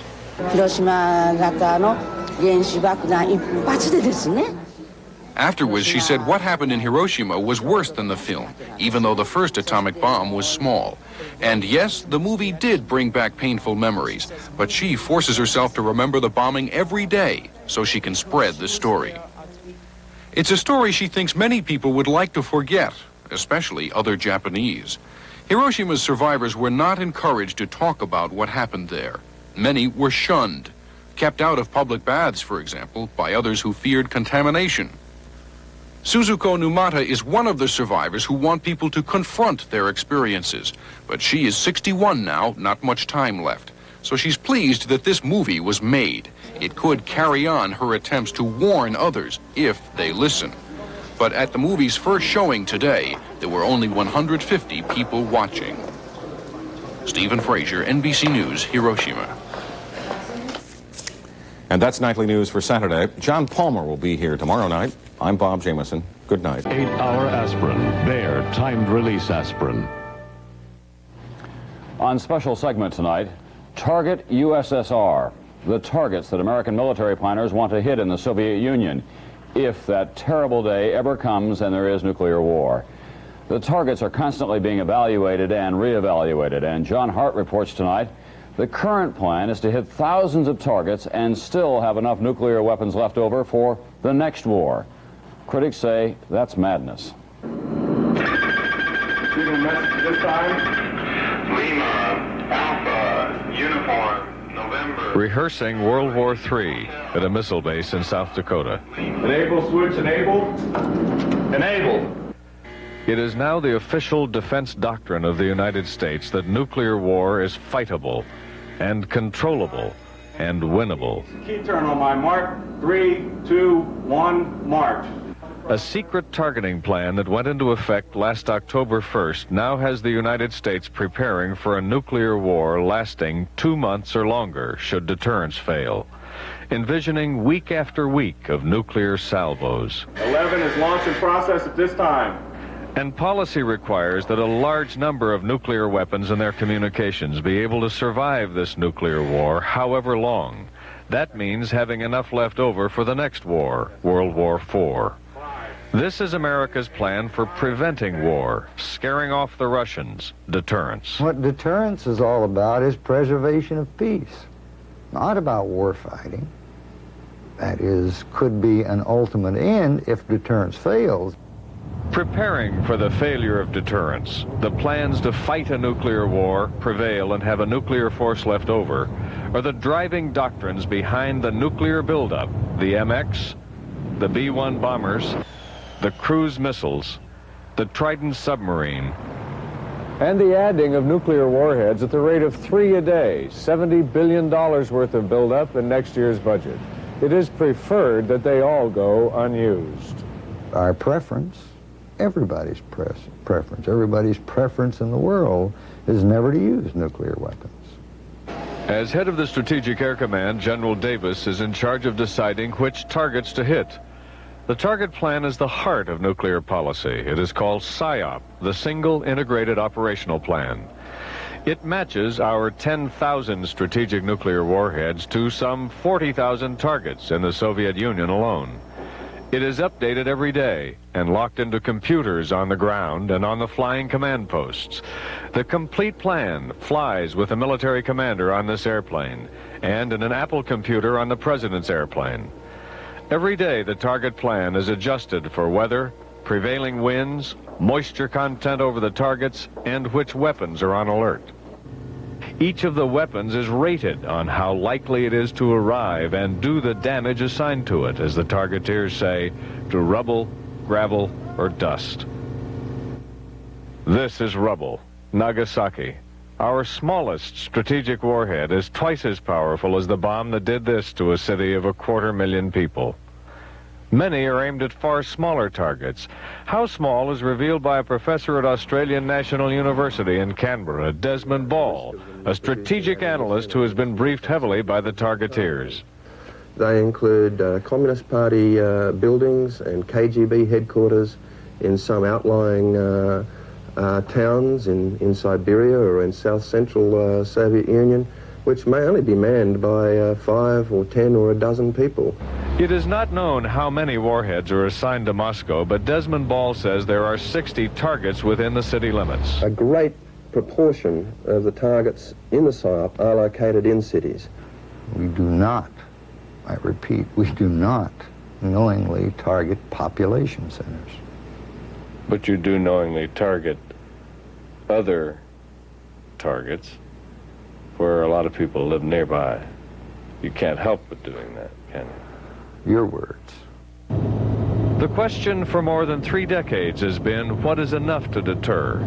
To the men charged with aiming our arsenal at 40,000 targets, the 10,000 weapons we now have are not enough. A former targeteer disagrees. We have this sack full of weapons, much more than we need for any sensible deterrence, and we have to find targets for them, and that's what they do out there.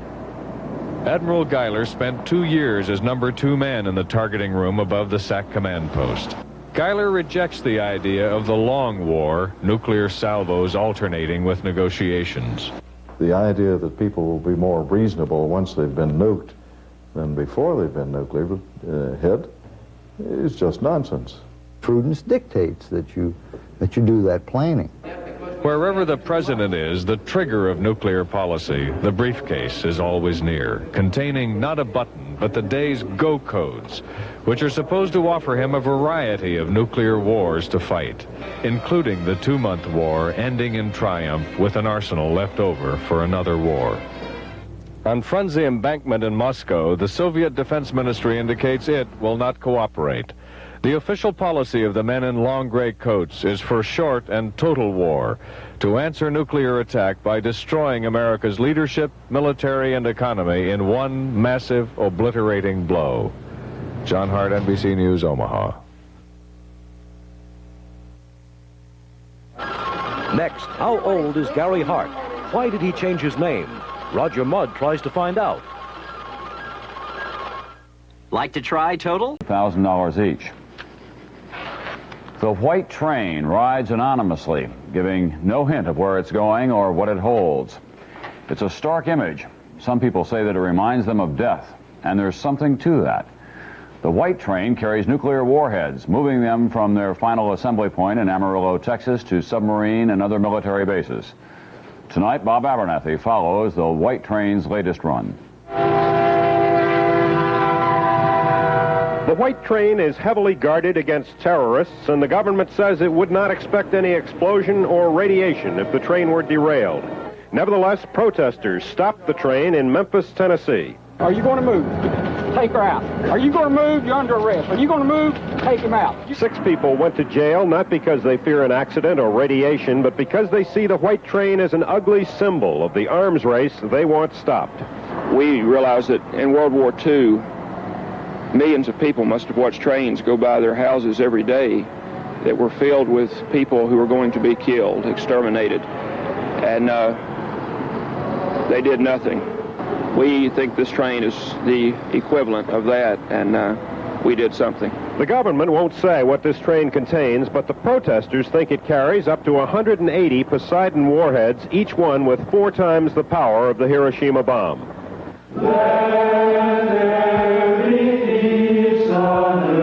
A community of Christians in rural Georgia coordinated a national network of people keeping track of the white train. This brings the arms race right into our own backyards, and that makes all the difference. The train is painted white to help keep its cargo cool. It's also air-conditioned.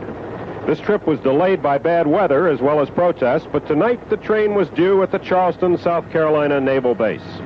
The government says it's been transporting nuclear weapons in white trains for more than 20 years, but until recently, hardly anyone noticed. Bob Abernathy, NBC News, Atlanta.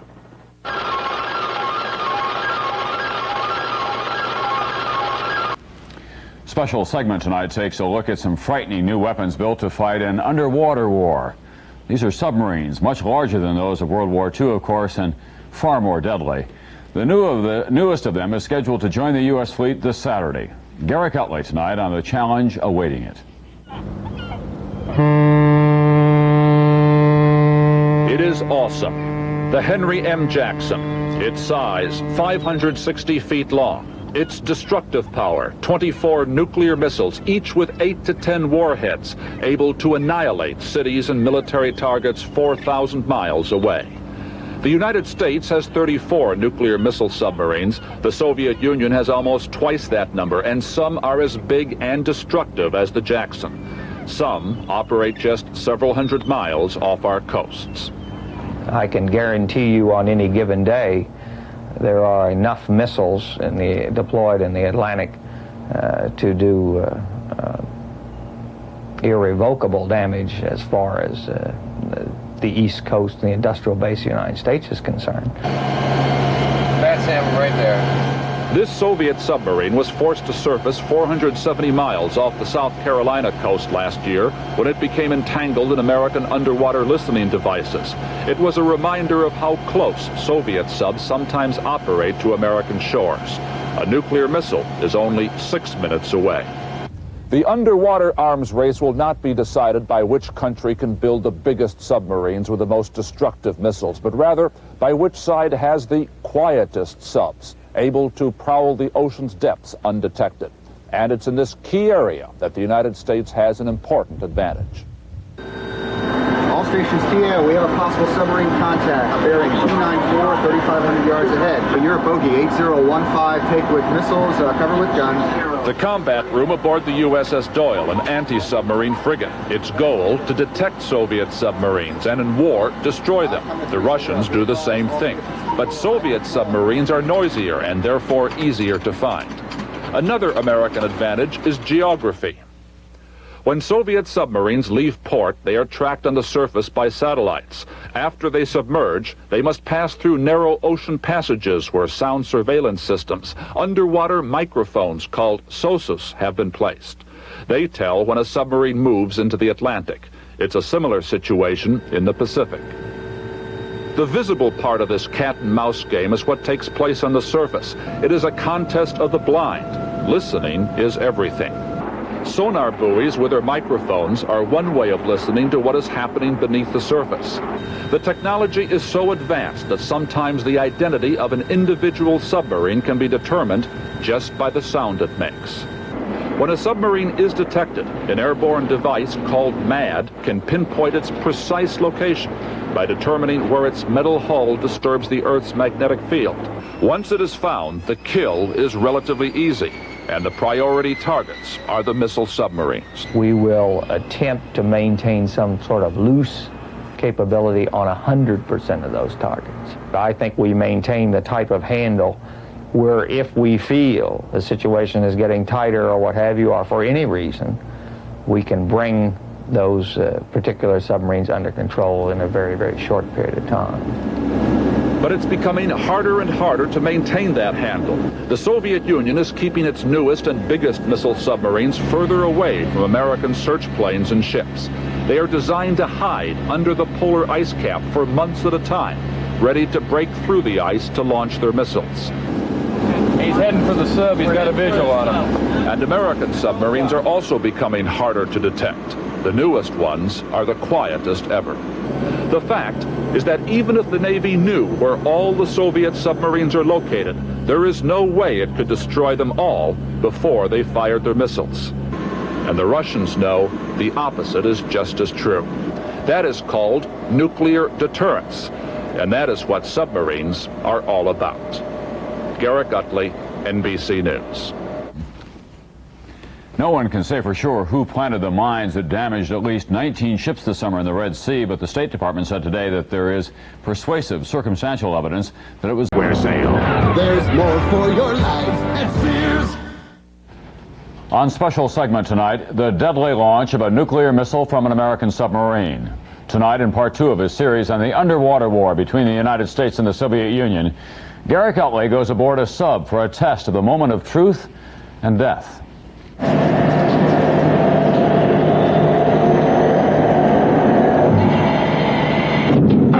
It is early morning, and the men of the George C. Marshall are preparing for their mission. Stand clear, tube 7, coming shut, tube 7. In missile tube number 7, a Poseidon missile with its multiple warheads stands ready to be blasted towards its target in a few hours. It does not carry a nuclear payload. But aside from that, What Commander Fred Fair and his crew will do on this day is what they would do in a nuclear war. What makes this more than a routine training mission is that this is one of the rare opportunities the men on this submarine have to actually fire a missile from here off the Florida coast, more than 2,000 miles downrange into the mid-Atlantic. It's about as close as you can come to the real thing. Dive. Shut all main valves tank depths. There is little sensation of diving in a submarine. The deck tilts forward slightly, and the Marshal slips under the waves into a different world. It is a tight environment for the 140 men on board. There is little privacy. It is an artificial environment. Fresh air and fresh water are made from the sea. Nuclear submarines like the Marshal could remain underwater for months at a time. But the length of the patrols, 60 to 70 days, is dictated by the amount of food that can be carried on board and the psychological pressures on the crew. Their normal mission is to cruise in a predetermined area of the ocean and avoid detection by Soviet submarines, which are out there searching for them. But on this day, the Russians knew what was happening. When Commander Fair raised his periscope, there was a Soviet intelligence ship, which routinely monitors the missile tests. From the time the president would give an order to fire the missiles until that order is received and verified is 15 minutes. It takes another 15 minutes to prepare the missiles. The launch is directed from the Missile Control Center. Here, as in a real war, the target has already been programmed into the missile. 2 decks above, 2 officers open a safe. There are 2 combinations. Each officer knows only one. Inside is a key, which unlocks the missile firing system. It is carried by the 2 men to the commander. All these precautions are to ensure that no one man could start a nuclear war. Man battle stations missile for Dayshore launch. Spin up missiles, tubes 2, 7, and 16. Sound the general alarm. There is little evident tension or emotion.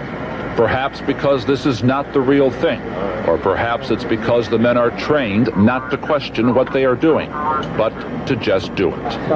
It's as simple as putting a key in your front door. Weapons, you have permission to fire. In the Missile Control Center, it is the same, very quiet. No one pushes a button. Lieutenant Steve Payette holds a red handle and silently pulls the trigger. There is a slight shudder, but no sound.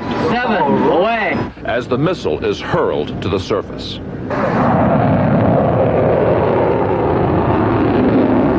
The firing was a success. The warheads in the missile separated and all fell within the target area. If it had been war, they could have destroyed a good-sized city. But what this firing could not test is the human factor. If this had been the real thing, would Commander Fair have carried out his mission of annihilation? I would carry out my mission if directed by the President of the United States. Garrett Utley, NBC News, on board the George C. Marshall.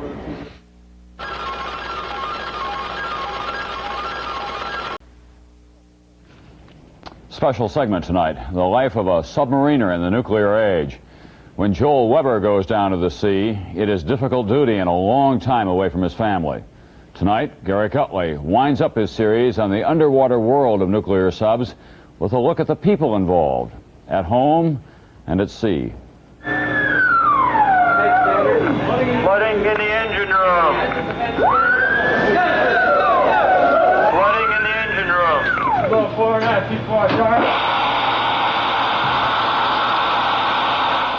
It is the danger all submariners live with.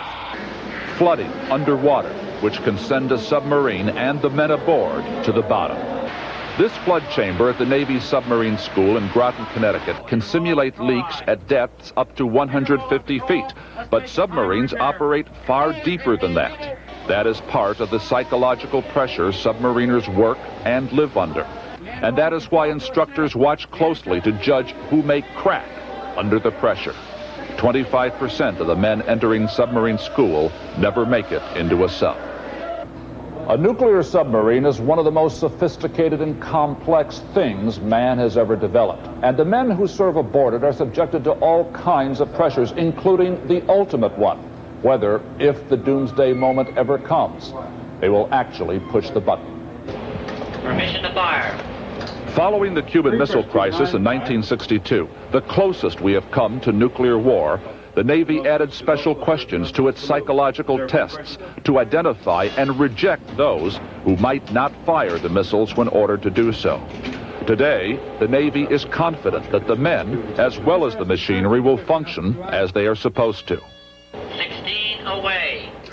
And there is another kind of pressure on submariners, their families.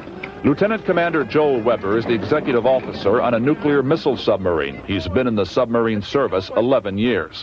When he goes on patrol, he leaves his 2 children and his wife Janet for over 2 months at a time.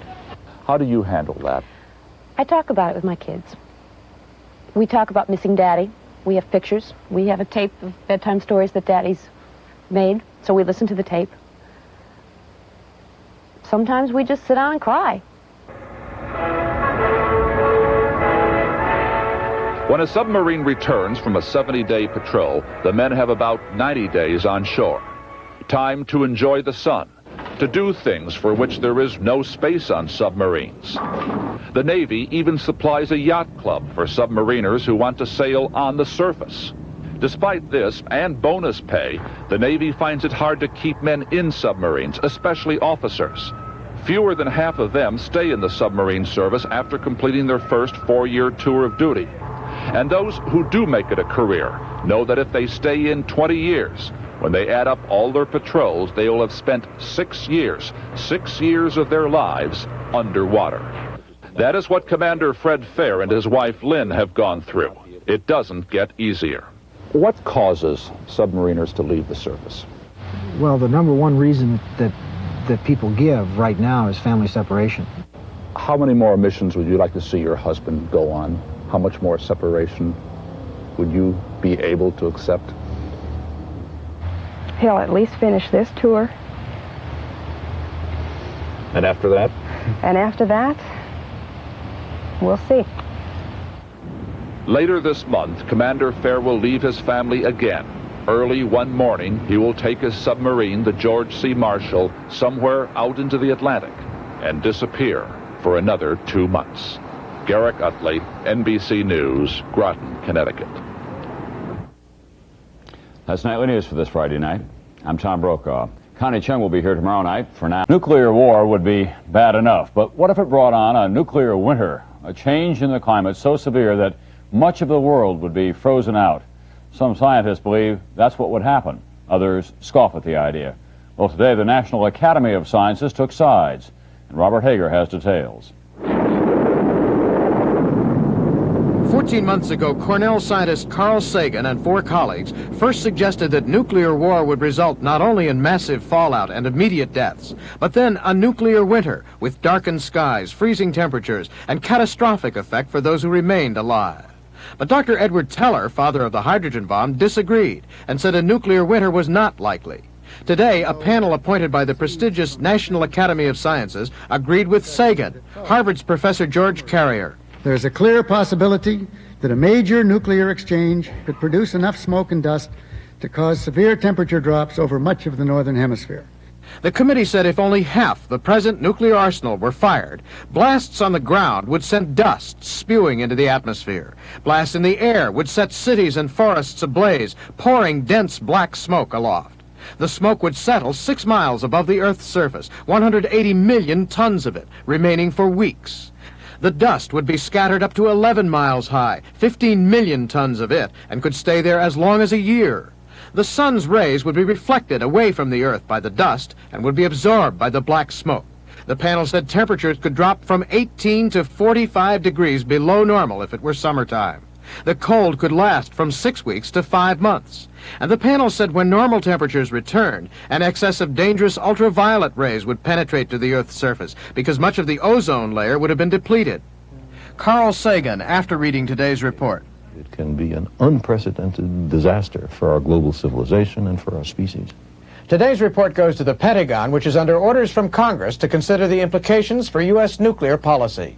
Robert Hager, NBC News, Washington. It's been a terrible year for banks in America. The federal government closed.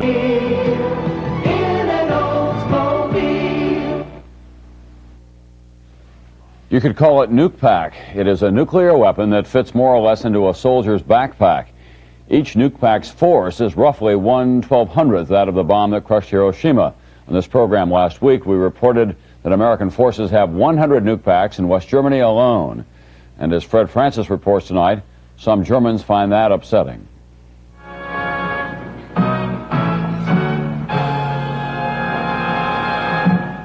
The existence of backpack nuclear weapons surprised the West Germans. Sie wiegen etwa 50 Pfund und enthalten kleine atomare Sprengsätze. It has become a point of debate since NBC News reported last Thursday that there are 100 of the portable bombs on German soil. Opposition politicians are furious. Several newspapers charged the United States with taking too free a hand in Germany's defense, and one paper claimed that Germans don't know what's going on in their own country.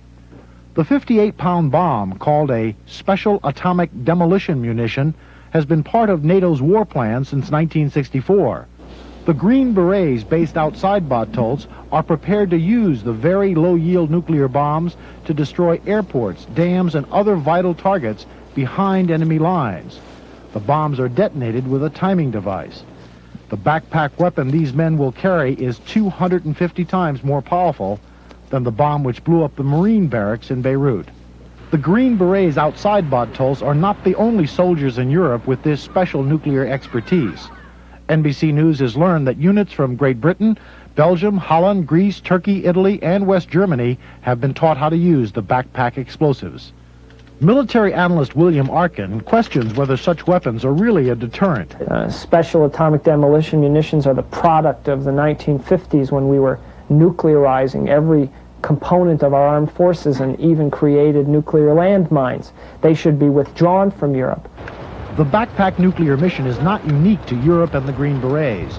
Navy SEAL teams, who among other things practice underwater demolition, have trained with the small nuclear charges.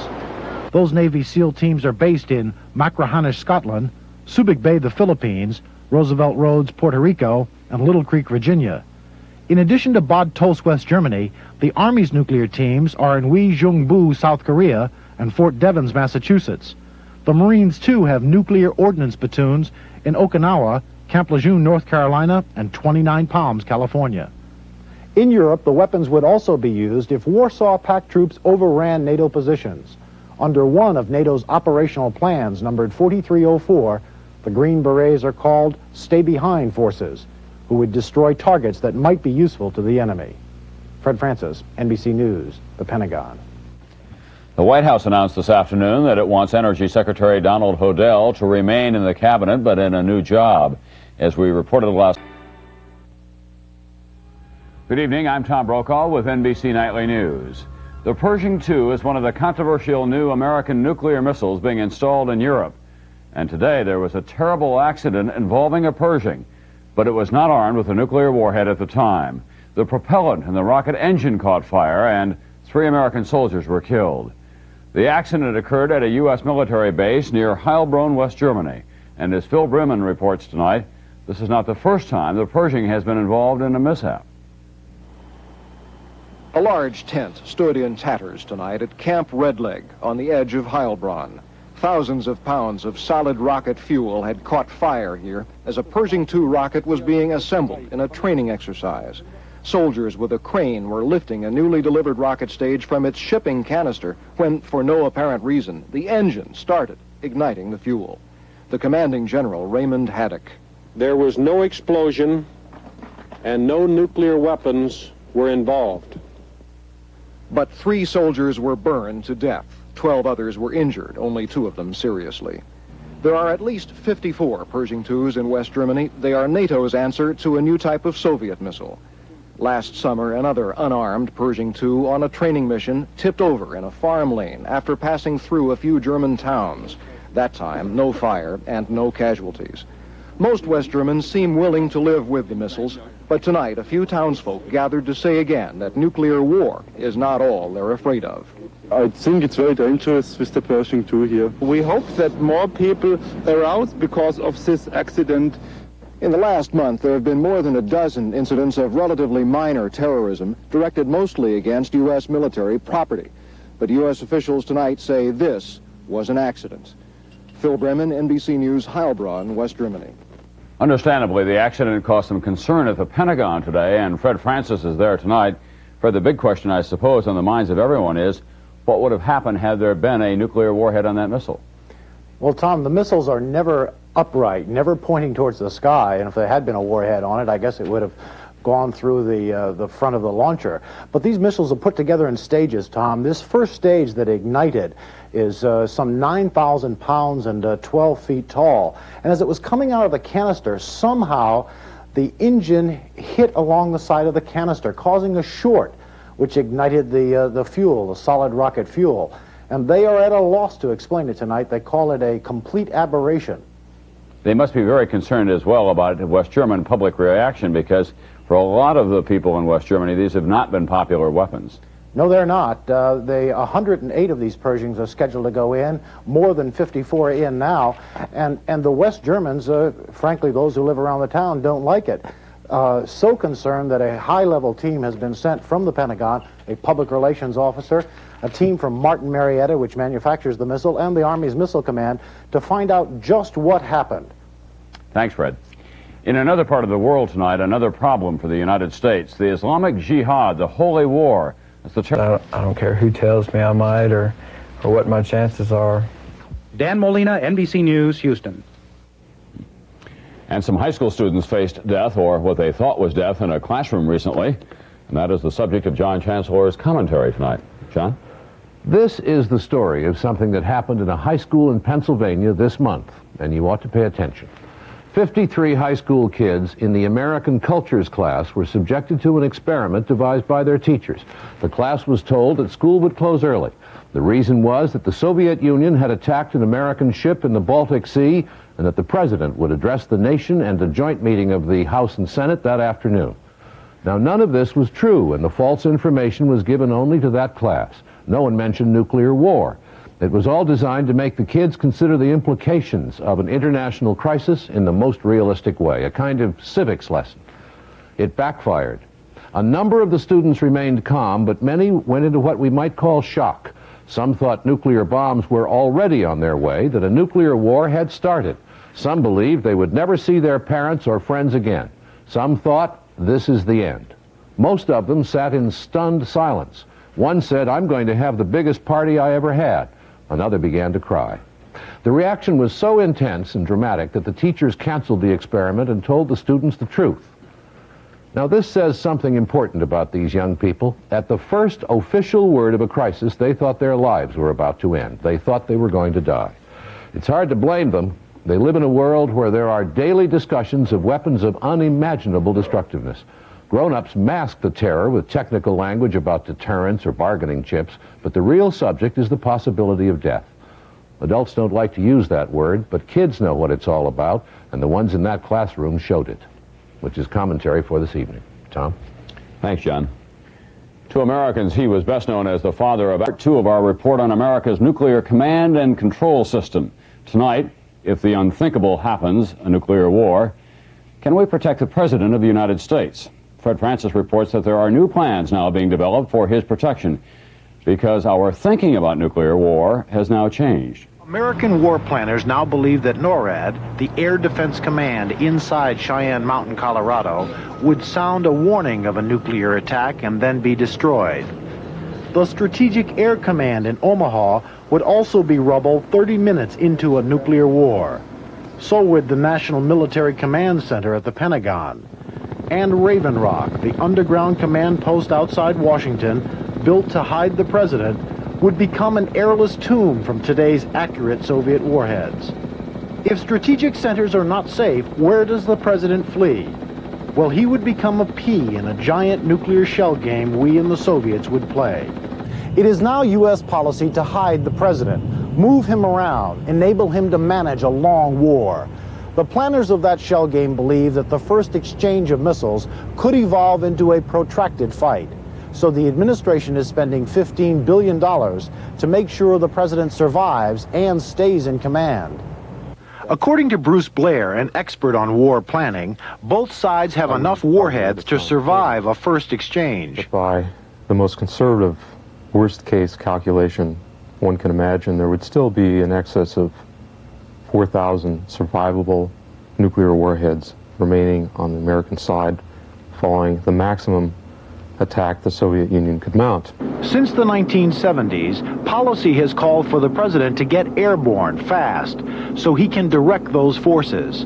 The largest part of that task goes to these converted 747s, the so-called Doomsday planes, which carry the president along with his advisors, and to these smaller 707s, the Looking Glass planes.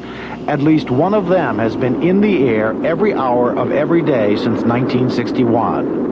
But the Looking Glass planes are not protected against radiation or nuclear turbulence, and the Pentagon is prepared to fight a war which lasts for months. So a plan has been crafted which calls for the president to ride out the first nuclear exchange for as much as 72 hours aboard this Doomsday plane. Then the shell game would begin. The president would be flown to a safe, isolated location to rendezvous with a large cargo plane which would be carrying what is called a ground mobile command center, like this model. It's actually an 18-wheel tandem trailer truck hardened against some effects of nuclear explosion and against radiation. With the president or his successor inside, it would head for secret locations outside targeted areas. The president could run the war with the truck's fold-out satellite dish. TRW has built 2 prototypes of the Doomsday truck, and they are now being tested. As many as 20 more are planned for use by top generals. We want the Soviet to understand and know that he cannot take that system out. He has no chance of doing that. He can degrade it, yes, but he can't take it out. And the selling and research for protracted nuclear war has become big business. At annual trade shows, contractors tout the products that would improve command and control long after the first atomic blast. Titan Systems is proud of its system to set up teleconferencing for generals in what it calls the post-attack environment. In a post-attack environment, any person that would be available to turn on switches could use the system. At General Electric, they are confident about their newest communication satellite. Any of the garbage that's generated from the nuclear attack will not harm the satellite to any degree. And Contel wants you to know that its system of radio towers will ride out the nuclear storm. After the war begins, most of the normal radio things will be knocked out, and the government needs some way to communicate that will survive that burst or that when the war starts. The Pentagon is anxious for the Soviets to know what our capabilities are. Being able to continue is part of deterrence. If the other guy knows that you're not going to roll over and play dead, then perhaps there's less incentive to engage in the first place. The end result is the belief on the part of Pentagon planners who don't have sufficient supervision or sufficient oversight by the Congress and the public to think that the next step is to be able to fight and win a nuclear war. It is American policy to test nuclear weapons and build defenses to keep the peace. That has always been policy. In real terms, that means our leaders plan to survive and plan to win a long nuclear war. Fred Francis, NBC News, the Pentagon. The Pentagon says tonight that GTE Corporation will plead guilty to charges that it conspired to use command. Many of the jobs SAC did for 46 years to go to other military agencies. NBC's Fred Francis reports from the Pentagon.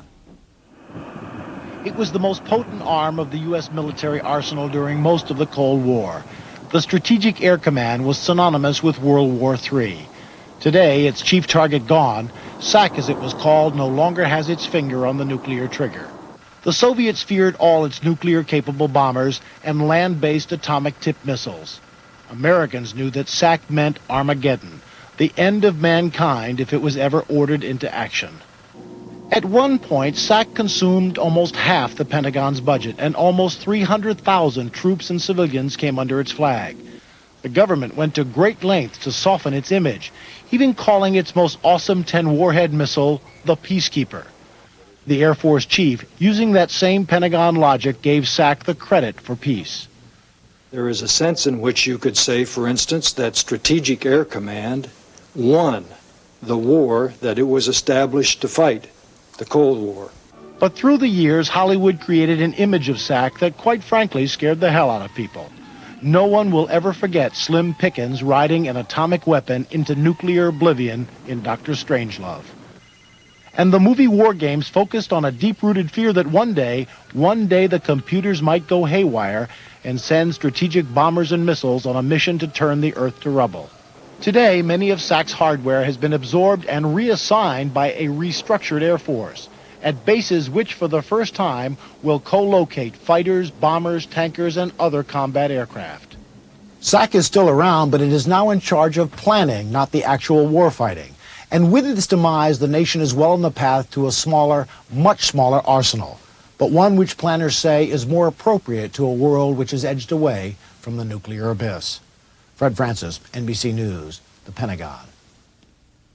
And that's the news this Sunday evening.